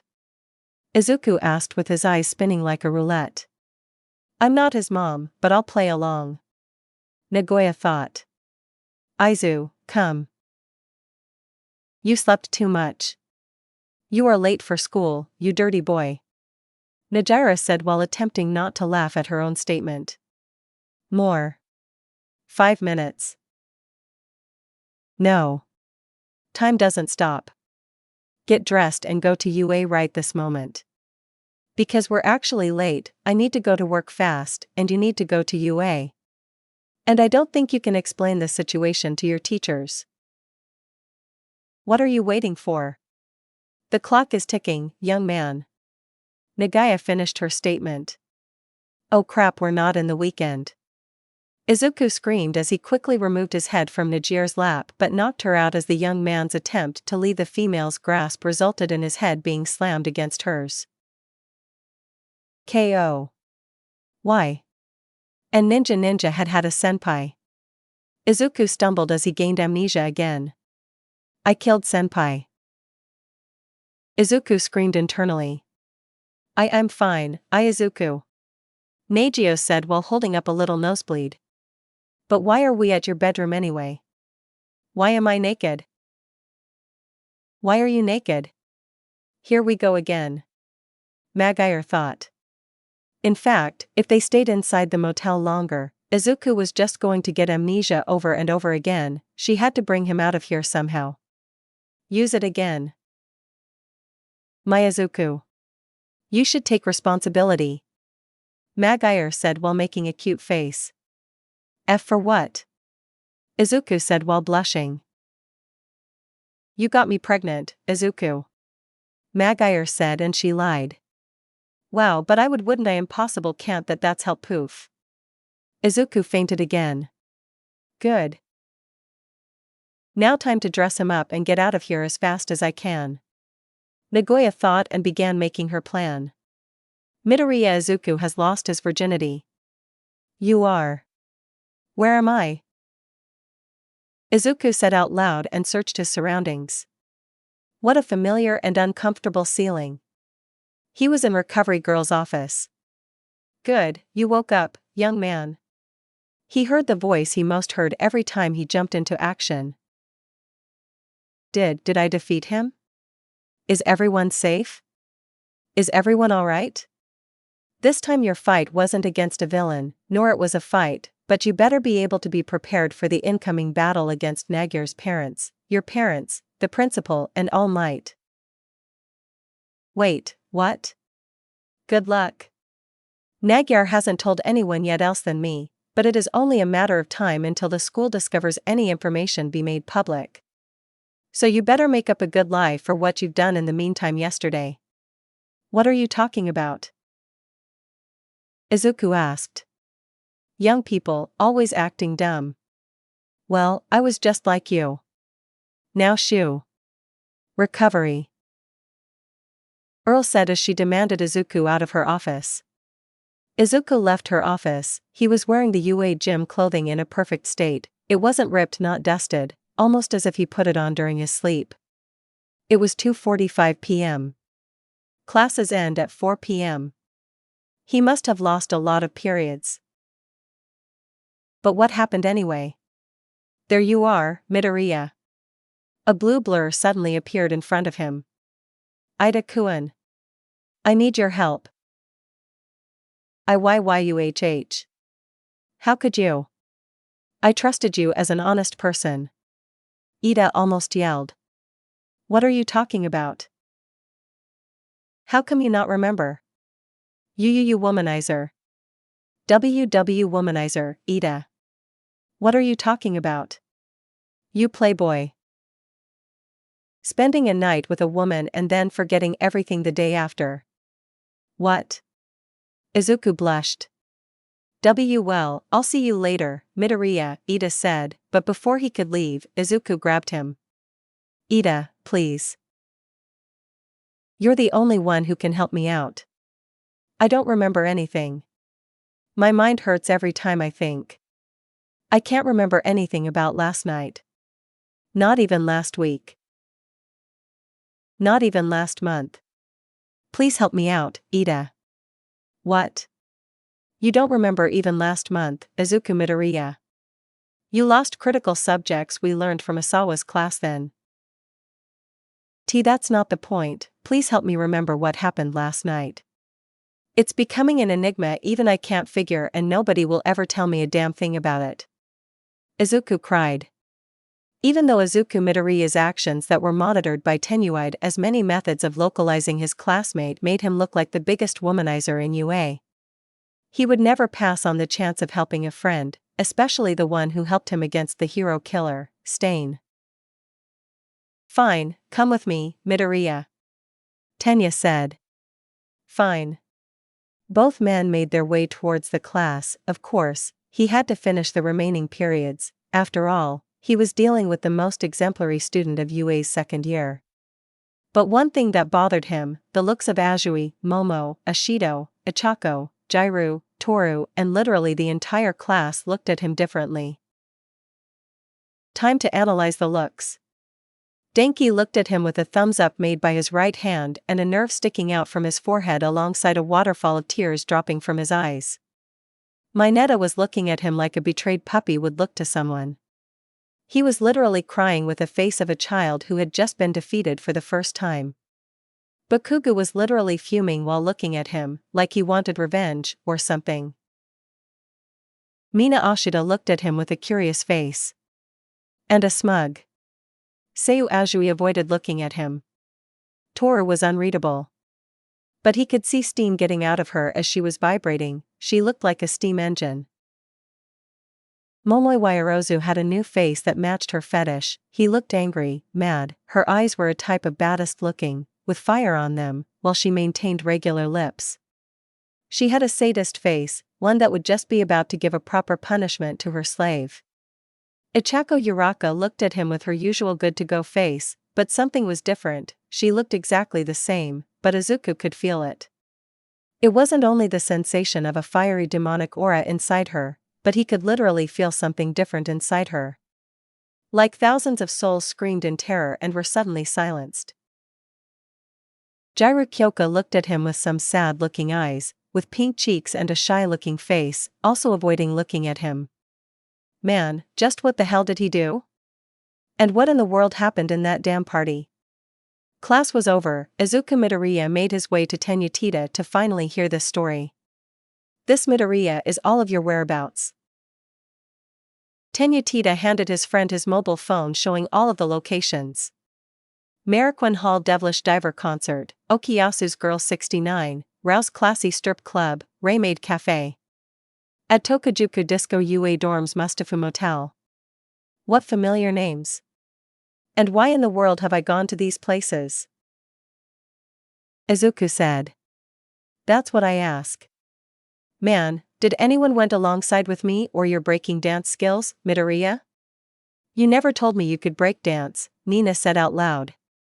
But I don't know how to break dance. Tenya showed him a video of Izuku making a full break dance at a Tokajuku disco, simply outstanding. But something was off. Izuku asked Tenya to send him a screenshot of the dance. There it was.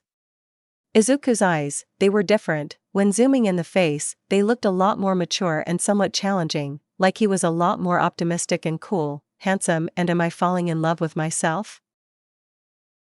But he knew one thing, that wasn't him at all. Something about him in that picture felt wrong. He could see that his face was somehow calling in a romantic way.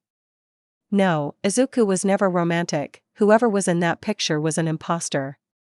Damn, but what would explain the fact that he successively seduced his senpai and got laid with her? Just what happened in that party? Izuku started to walk away and went back to his dorm. He entered his all-light-filled room and went over to his desk. He picked the notebook on it and searched through it. Something also seemed off about his desk. It was messy, like someone had moved the stuff.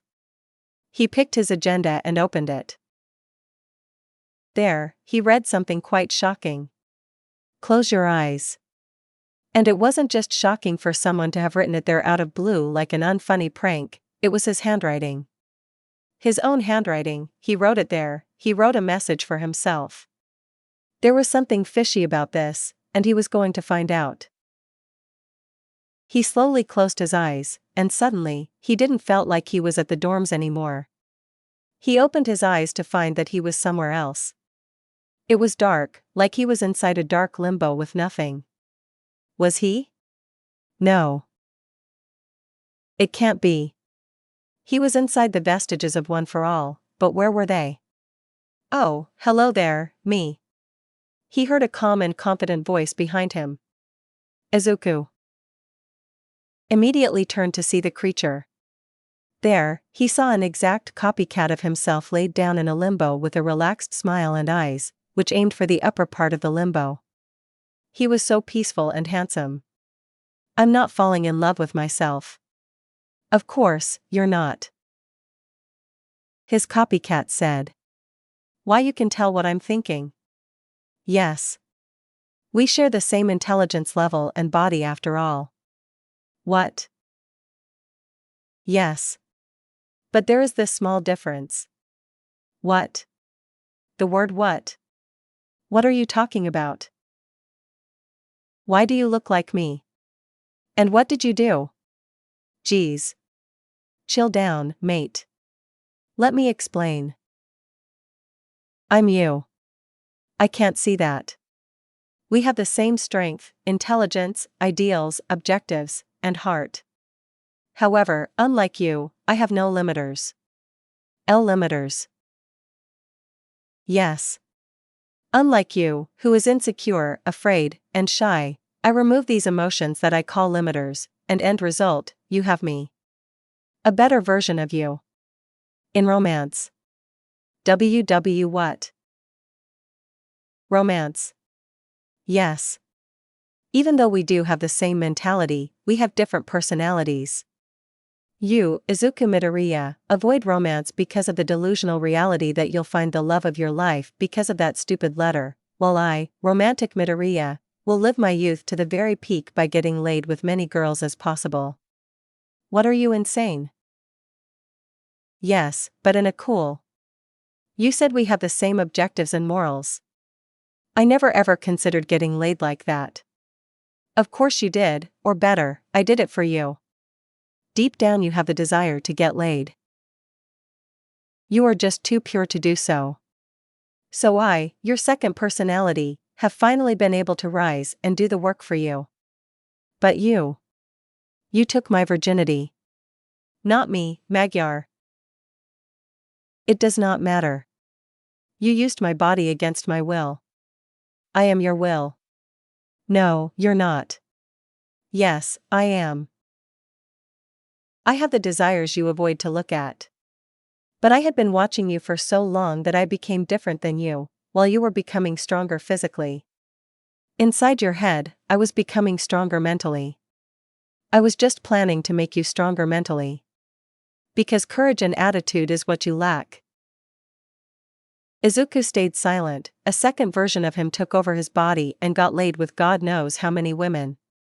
But while I was inside your head, I couldn't take over your body and make you a man. First because you were quirkless, and then I understood why you act so weak and reserved, and during your entire first year at UA, One for All began growing stronger in your body.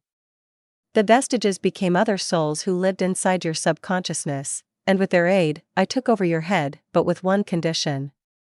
Izuku never thought he would be afraid of himself. During daytime, you take over, and during nighttime, I take over.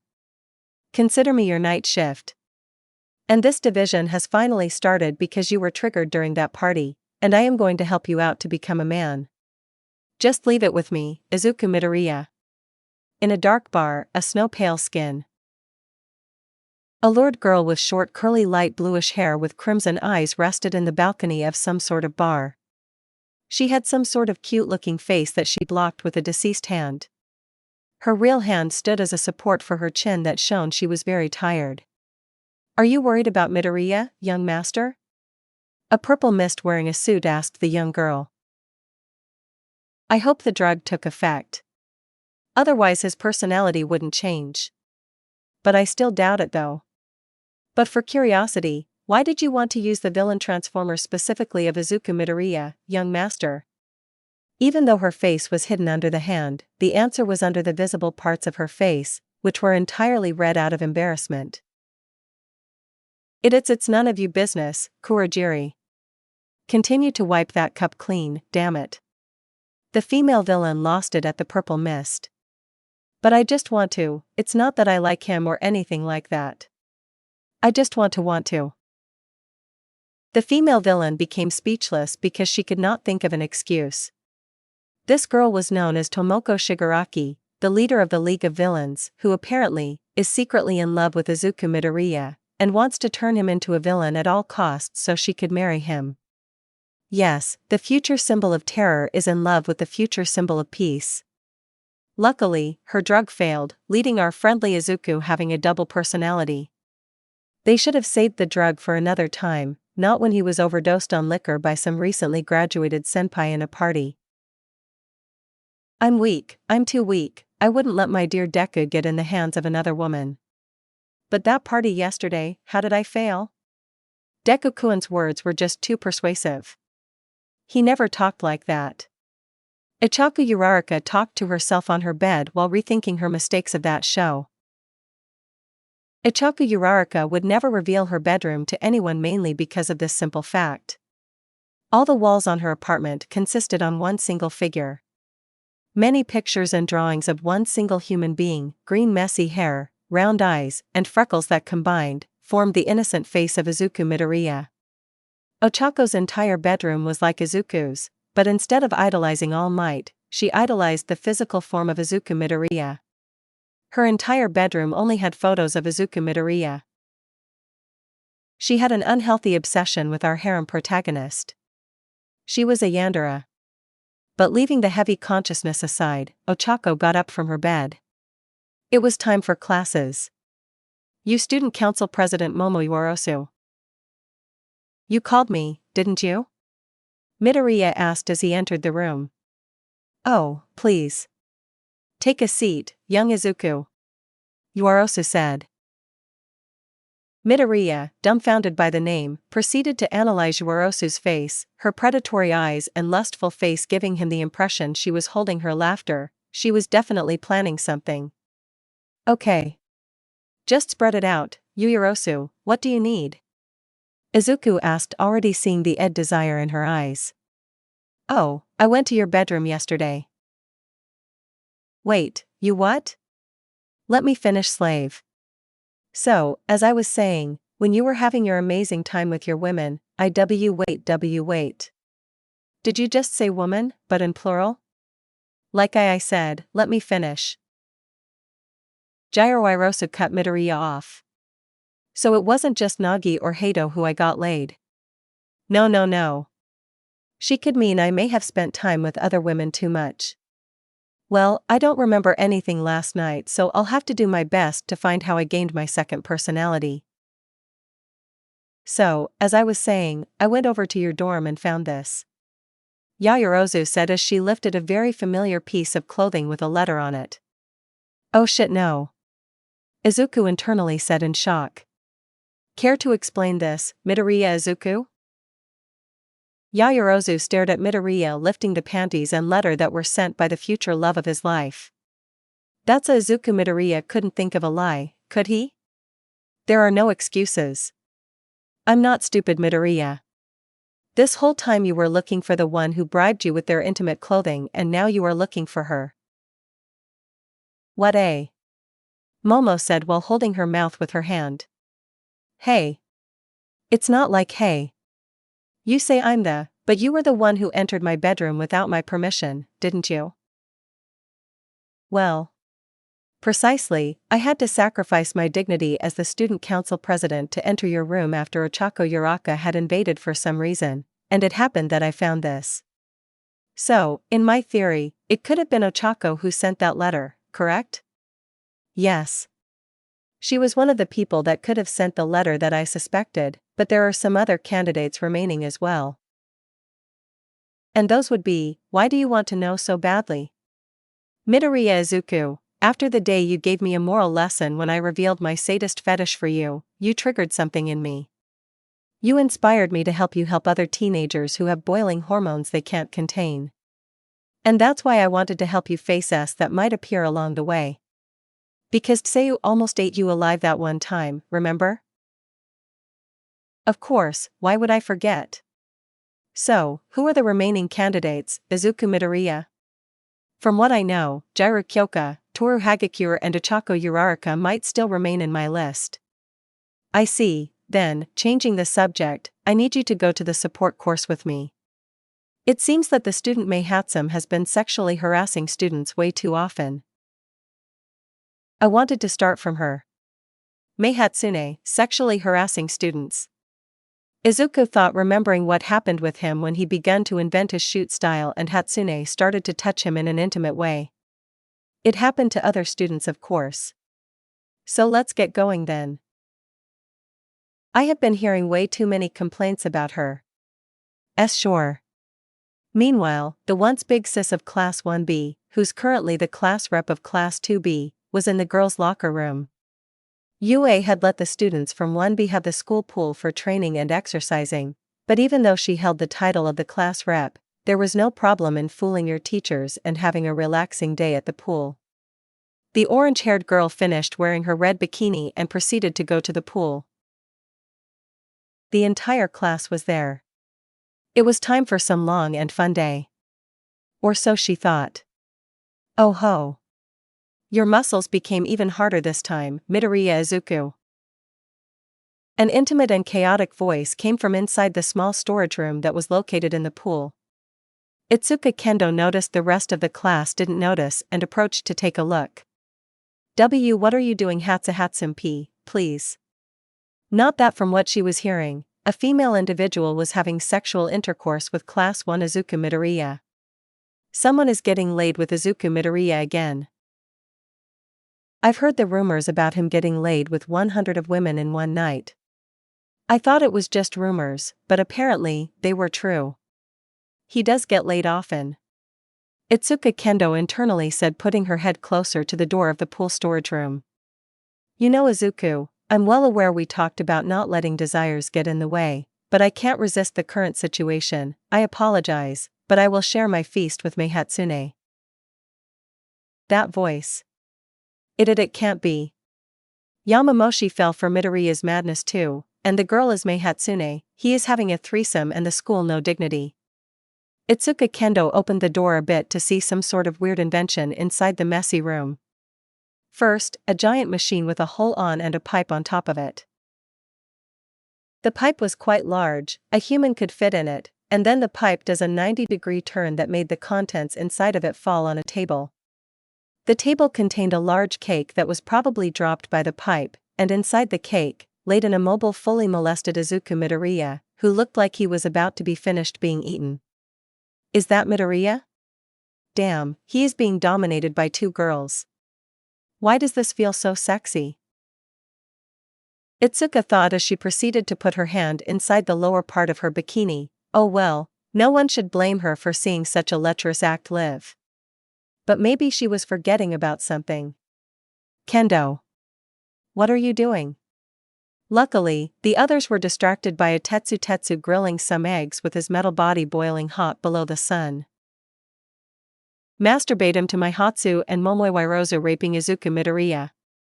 Yes. Wait. No. Where do you take that from? I would never. Don't worry. I was about to do that too. Wait. You actually masturbate? Yes, I do. In fact, very often. Just because I share no personality traits does not mean I can't get horny, Kendo. Yui's serious monotone voice makes her sound like she's lecturing Kendo. Well, so what should we do? Pretend that we succeed in being proper human beings and save Izuku Midoriya. Good. I think that should do. Kendo busted the door open, alerting Hatsum and Yoarazu about their exposure. Yamomo. Quit taking advantage of Midoriya. What? Kendo. But we weren't even no buts. This types of actions must not be told. Is making cakes at school with a machine a crime already? At least it lasted longer than my other inventions. I'm making cakes? Itsuka asked, confused. Mei Hatsune got up and lifted Midoriya out of the cake. I was inventing a machine that makes giant cakes based on what we put inside the machine. I decided to show these two how good the cake stays. But apparently Midoriya fell inside and mixed himself with the cake. I see. And because Midoriya looked like a feast inside your predatory eyes, you decided to eat him alongside the cake. Yui said in a monotone. Mei Hatsum looked at Momo. Are you a cannibal, Yaoyorozu? Izuku Midoriya and Momo Yaoyorozu entered late inside the classroom. May I ask why were you too late? Ozawa asked the two teenagers. We were discussing some important matter, Professor. I see. Just sit down somewhere and please do not talk. Both teens proceeded to make their ways towards their assigned seats, but before Izuku could sit on his chair, Ozawa pulled the collar of his shirt and whispered in his ear. I want to talk to you after class. After a very nice class about terminal velocity and many fat-phobic jokes. What do you want to talk about, sensei? Midoriya asked his teacher with both being alone in the classroom. Midoriya, what's your trick? What? Your trick. What tricks did you use? Tricks. What are you talking about? Don't make a fool out of me. What kind of catch-up lines did you use? What are you? As always, slammed his table with anger. No teenager can get laid with 12 different women in one night. What? Midoriya, what kind of tricks did you use? What? Midoriya, what kind of tricks did you use? What? What kinds of tricks did you use? What? That afternoon, Izuku Midoriya had to leave the classroom with his ears bleeding from an ear rape level voice from his teacher, whom he did not understand the topic of the conversation. Midoriya entered his dorm and laid on his bed expecting a very soft bed. But instead he didn't felt the fur of his large all-night covers, but warm flesh below his chest. What is this? Midoriya thought as he began to analyze the object under his bed. It had flesh, it felt like skin, and he noticed he was a few inches away from his bed. It was invisible. He started to use his hands to analyze the body under him, and he pressed a very soft thing. It felt like a warm stress ball of some sort. What is this invisible thing? Suddenly, the anonymous object released a pro-erection sob. Chado Mat. Oh well. Izuku Midoriya was currently on top of Hagakure-san meanwhile in the teacher's room, as Awa was searching many videos and websites that taught him how to be good in bed. Although, he could only endure 3 seconds on climax, and it was over for the day, how in the world did a 16-year-old teenager satisfy 12 women in one night? At least I get to endure Ms. Joke's 2-second climax. As always said in defeat. In the entirety of Izuku's life, he had never been to crowded events else than hero events and his usual nerd stuff. He would never be used to seeing so many people gathering in one place and partying like no tomorrow. It's quite intimidating on your first time, isn't it, Midoriya? Jiro asked, giggling at her friend's shocked expression on seeing the first party in his entire life. Yeah. The music is too loud, but I think I'm getting used to it. Midoriya replied, What? Jiro yelled, I said, the music is too loud. What? Jira yelled again. Apparently, because Kyoka's quirk gives her better hearing, the loud music and voices wouldn't let her hear Midoriya's voice. It was because of this that she loved parties, that was no one trying to talk to her. At the same time she was in a social place, she was deaf and positively alone, it was truly relaxing to her. And while both teens were jumping in pleasure, a black-haired ponytail girl dressed in a ridiculous overdressed outfit was observing the two with fuming jealousy. How dare you, Kyoka? That is my slave you are treating like that. Give him back to me. And then, Yaoyorozu analyzed her whereabouts and found many familiar people there. A white mannequin-looking girl with tons of makeup, it was Toru trying to hide the fact she's invisible. A brown chocolate-haired girl with pink cheeks dressing up like a complete normal person for any party, but the soul inside her was one of a demon and her ambition was enough to conquer the heavens. It was just a Choco. And a pink-skinned and haired girl who wore funky clothing and was having fun with many people. It was Mina. Another black-haired girl wearing party-like clothing and had large hands and feet, Azui, obviously. The 5 girls looked at each other and realized their presence and then gathered alongside. The first to speak was Ochako. So, be completely honest. Who came here for Deku and who came here for the music? Both. Mina answered. Midoriya Tor responded. Midoriya, Kuro. Saiwa Azui answered. Izuku Momo answered. Momoyo Irozu, you have addressed Deku by his first name. You have the right to before Ochako could finish your sentence. The 5 girls were found by their targets. Yamomo, Uraraka, Ashido, Tsu, and Toru, what are y'all doing in here? Jiro asked. Kyoka, because of your lecherous acts towards my Izuku, Yaoyorozu was cut off by Ochako. Dear Izuku, you've done it, Yaoyorozu. We're deciding this on our fists. Ochako said as she assumed a kung fu fighting stance. Don't bring me to your ground, commoner. You have the right to remain quiet. You have no power to interfere with my beloved slave. A pink aura started to flow through Ochako. Midoriya Izuku will never be yours. Your lecherous desires will never truly reach his heart. Because it belongs to me. Then, let me take that heart for me. Momo and Ochako jumped at the same time at the air, assuming an airborne kicking pose, both collided in the air and went through each other, just like an 80s fighting animation. Uraraka fell on the ground defeated. Yuarosu was a lot stronger than her, but why? How? How are you so powerful? Ochako asked Yuarosu, who didn't even know how to use martial arts properly. Ambition. What truly gives power to a woman in this world is ambition. My ambition for Midoriya is greater than yours. I'm impossible. Ochako said as she fainted. Uraraka-san. Midoriya yelled as he lifted his friend's unconscious body. That was quite a fight back there, even Midoriya had admitted, even though he was the strongest between the 7, was ambition truly what gives humans power? Either way they had to explain to the cops that the incident was nothing to worry about. But getting back to the point, Izuku had been dragged to a local silent restroom and tied to a toilet, and the 6 girls were looking at each other, trying to compete for their male. "Look, can you please let me go?" Midoriya said weakly. "No." All the girl yelled at the same time. "Midoriya, why didn't you tell me about this?" Gyro asked her friend. "About what?" "You have a harem." "And that's disgusting." All the girls looked towards Gyro in disgust.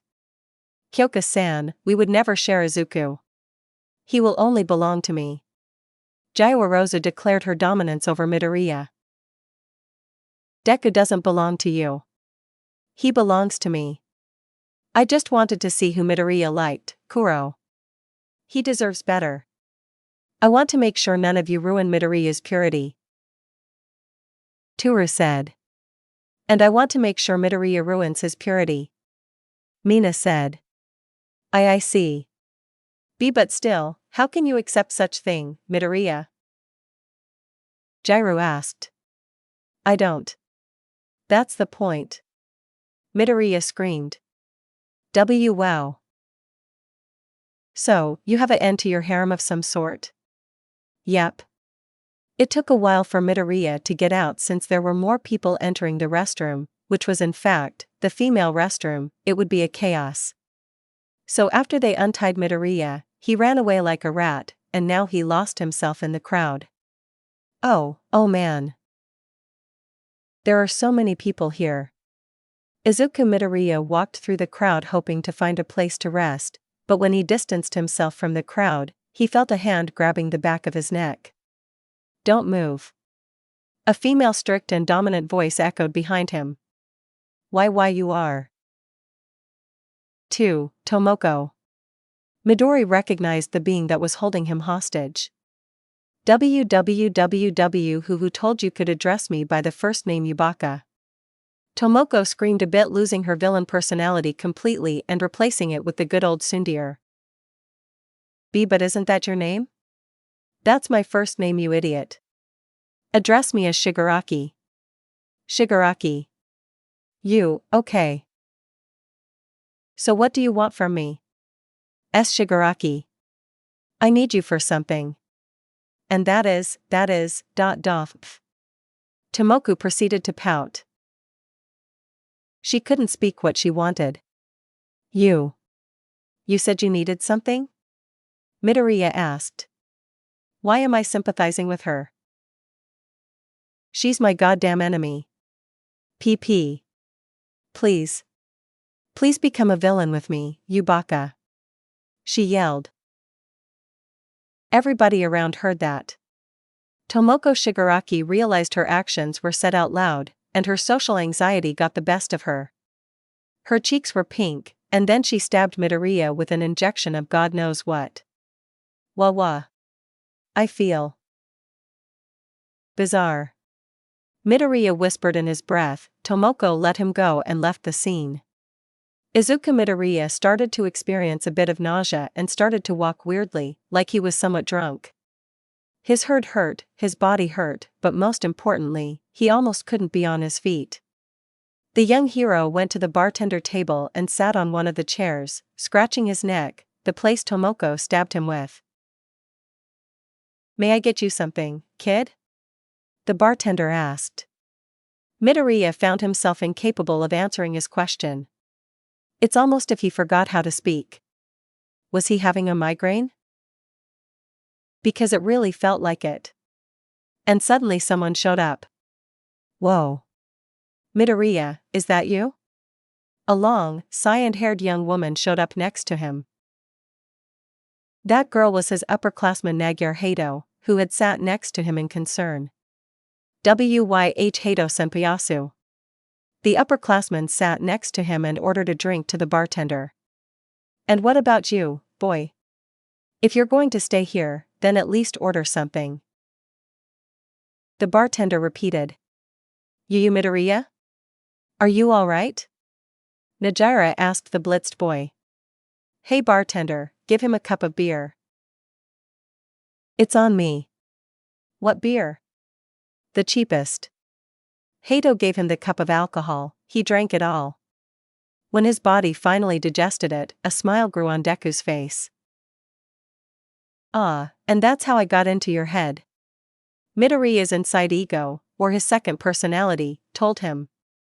Great story, second me, but instead of giving me these stories, can you at least help me get a body on a safe place, Midoriya internally said, while attempting to hold the naked body of Toru Hagakure. Wait. Put her in a safe place. Aren't you going to eat the prey on your bed? What? No. I would never do that. And plus, what if she's injured? Injured? Well, that's a serious issue. I ain't no necrophile, so I don't eat dead prey. Toru. Wonder what happened to her.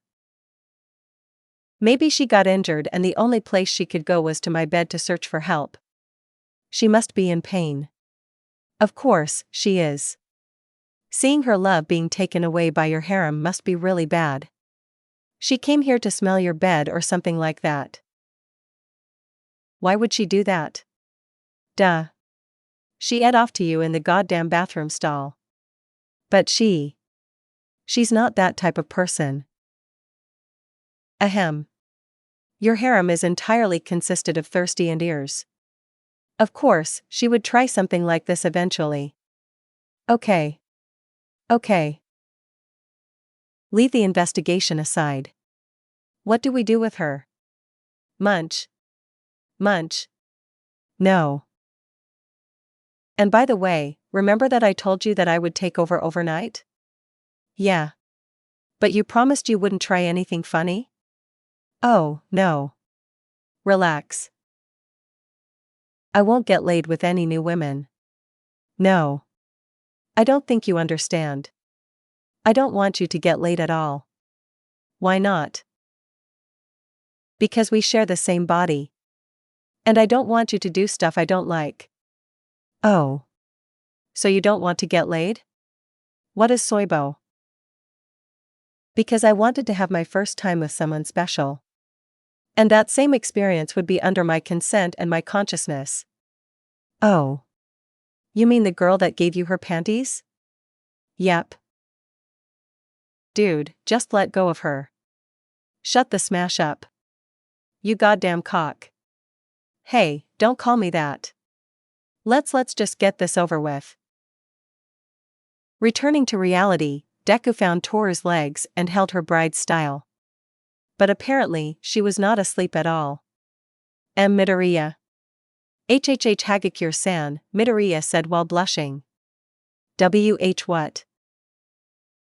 What are you doing? In my bed, I need to talk to you. Can you please come to my bedroom? I'm sure. But can't it be here? No. It must be there. Please. Remember, Midoriya. Grab her invisible ass. Shut the smash up. Midoriya was expecting a girly bedroom, but instead, it looked like a bedroom for a boy, except for some cameras. For some odd reason the place looked like a Pornhub set. Oh shit. Oh shit. Oh shit. Oh shit. Oh shit. Midoriya, can you please sit down in that bed? Deku made his way over to that bed and sat in it L like this. Toru made his way towards him and proceeded to articulate him like an action figure. No. More casual.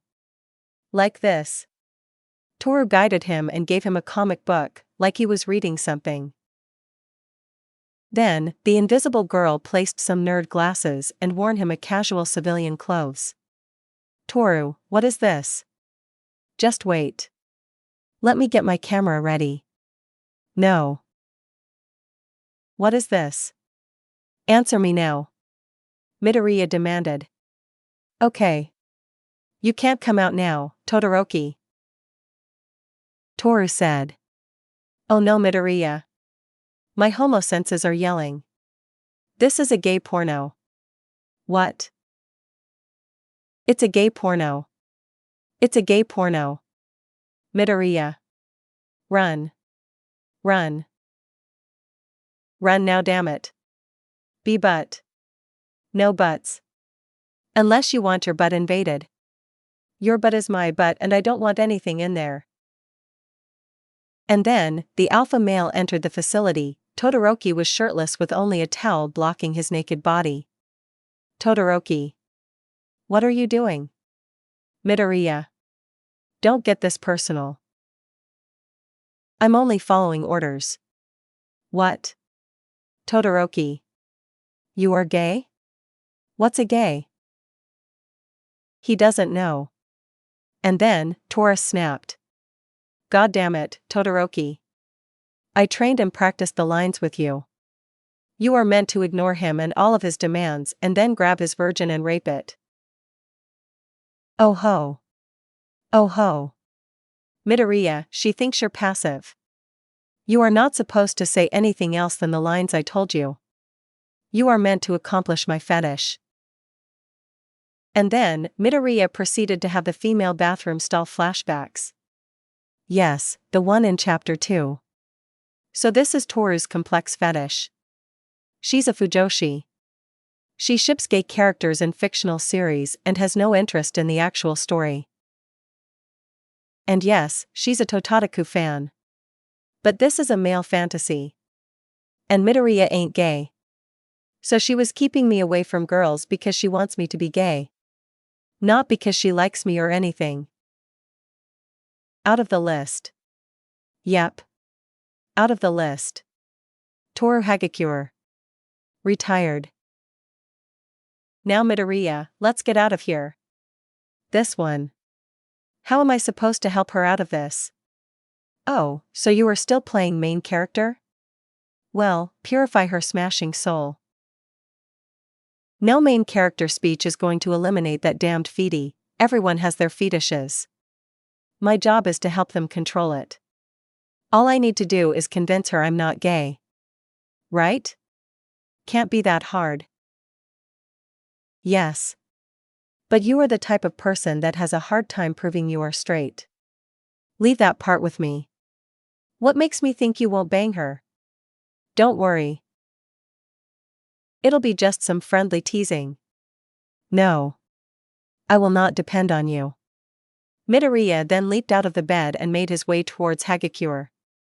Grabbed her, lifted her, and yeeted her out of the window. Hey, Midoriya.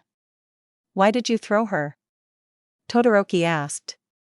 It's a method I thought that would be able to control these girls who were taken over by lust.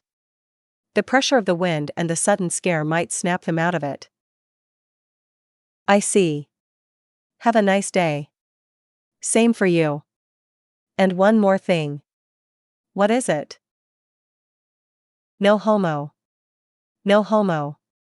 Midoriya then jumped out of the window and landed on the garden outside. Unfortunately, he had to spend the rest of the day looking for the naked body of Toru Hagakure. It was on the top of a tree, strangely enough. Midoriya left her in the nurse's office. He would talk to her later even if she charged him with physical aggression. He had her at her mercy.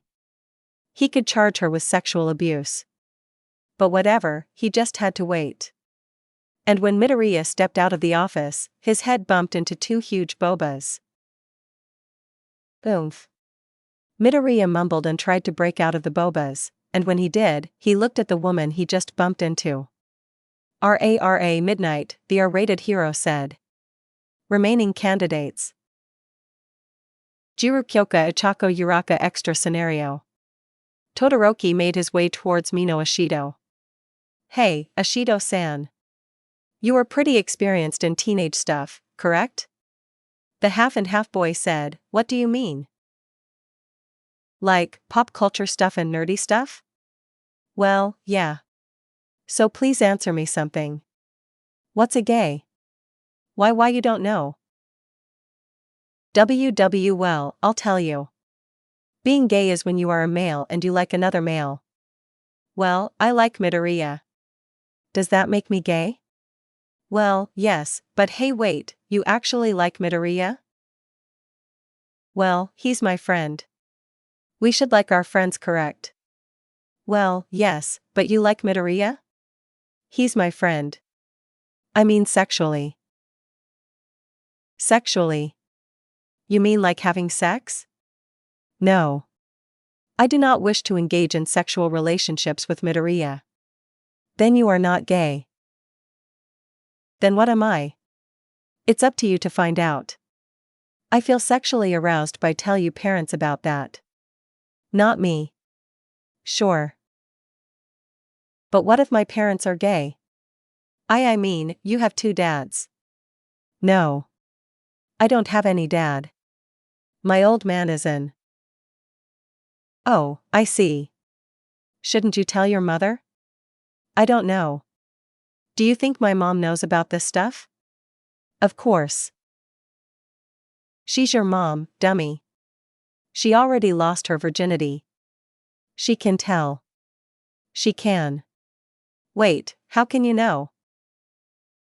Because she's married to your father. She gave birth to you. And in order for that to happen, she must have already lost her virginity at least one time in her life. What? But that's impossible. Does that mean that? My old man. No. That can't be right. What is it, Todoroki? My old man had sex with my mother. I will never forgive him. Brah. That mother smasher. Brah. Thanks for listening to my video. Don't forget to like, share, subscribe and comment below your favorite part. Don't forget to support the author and his story in the description. Sayonara, see you in the next video.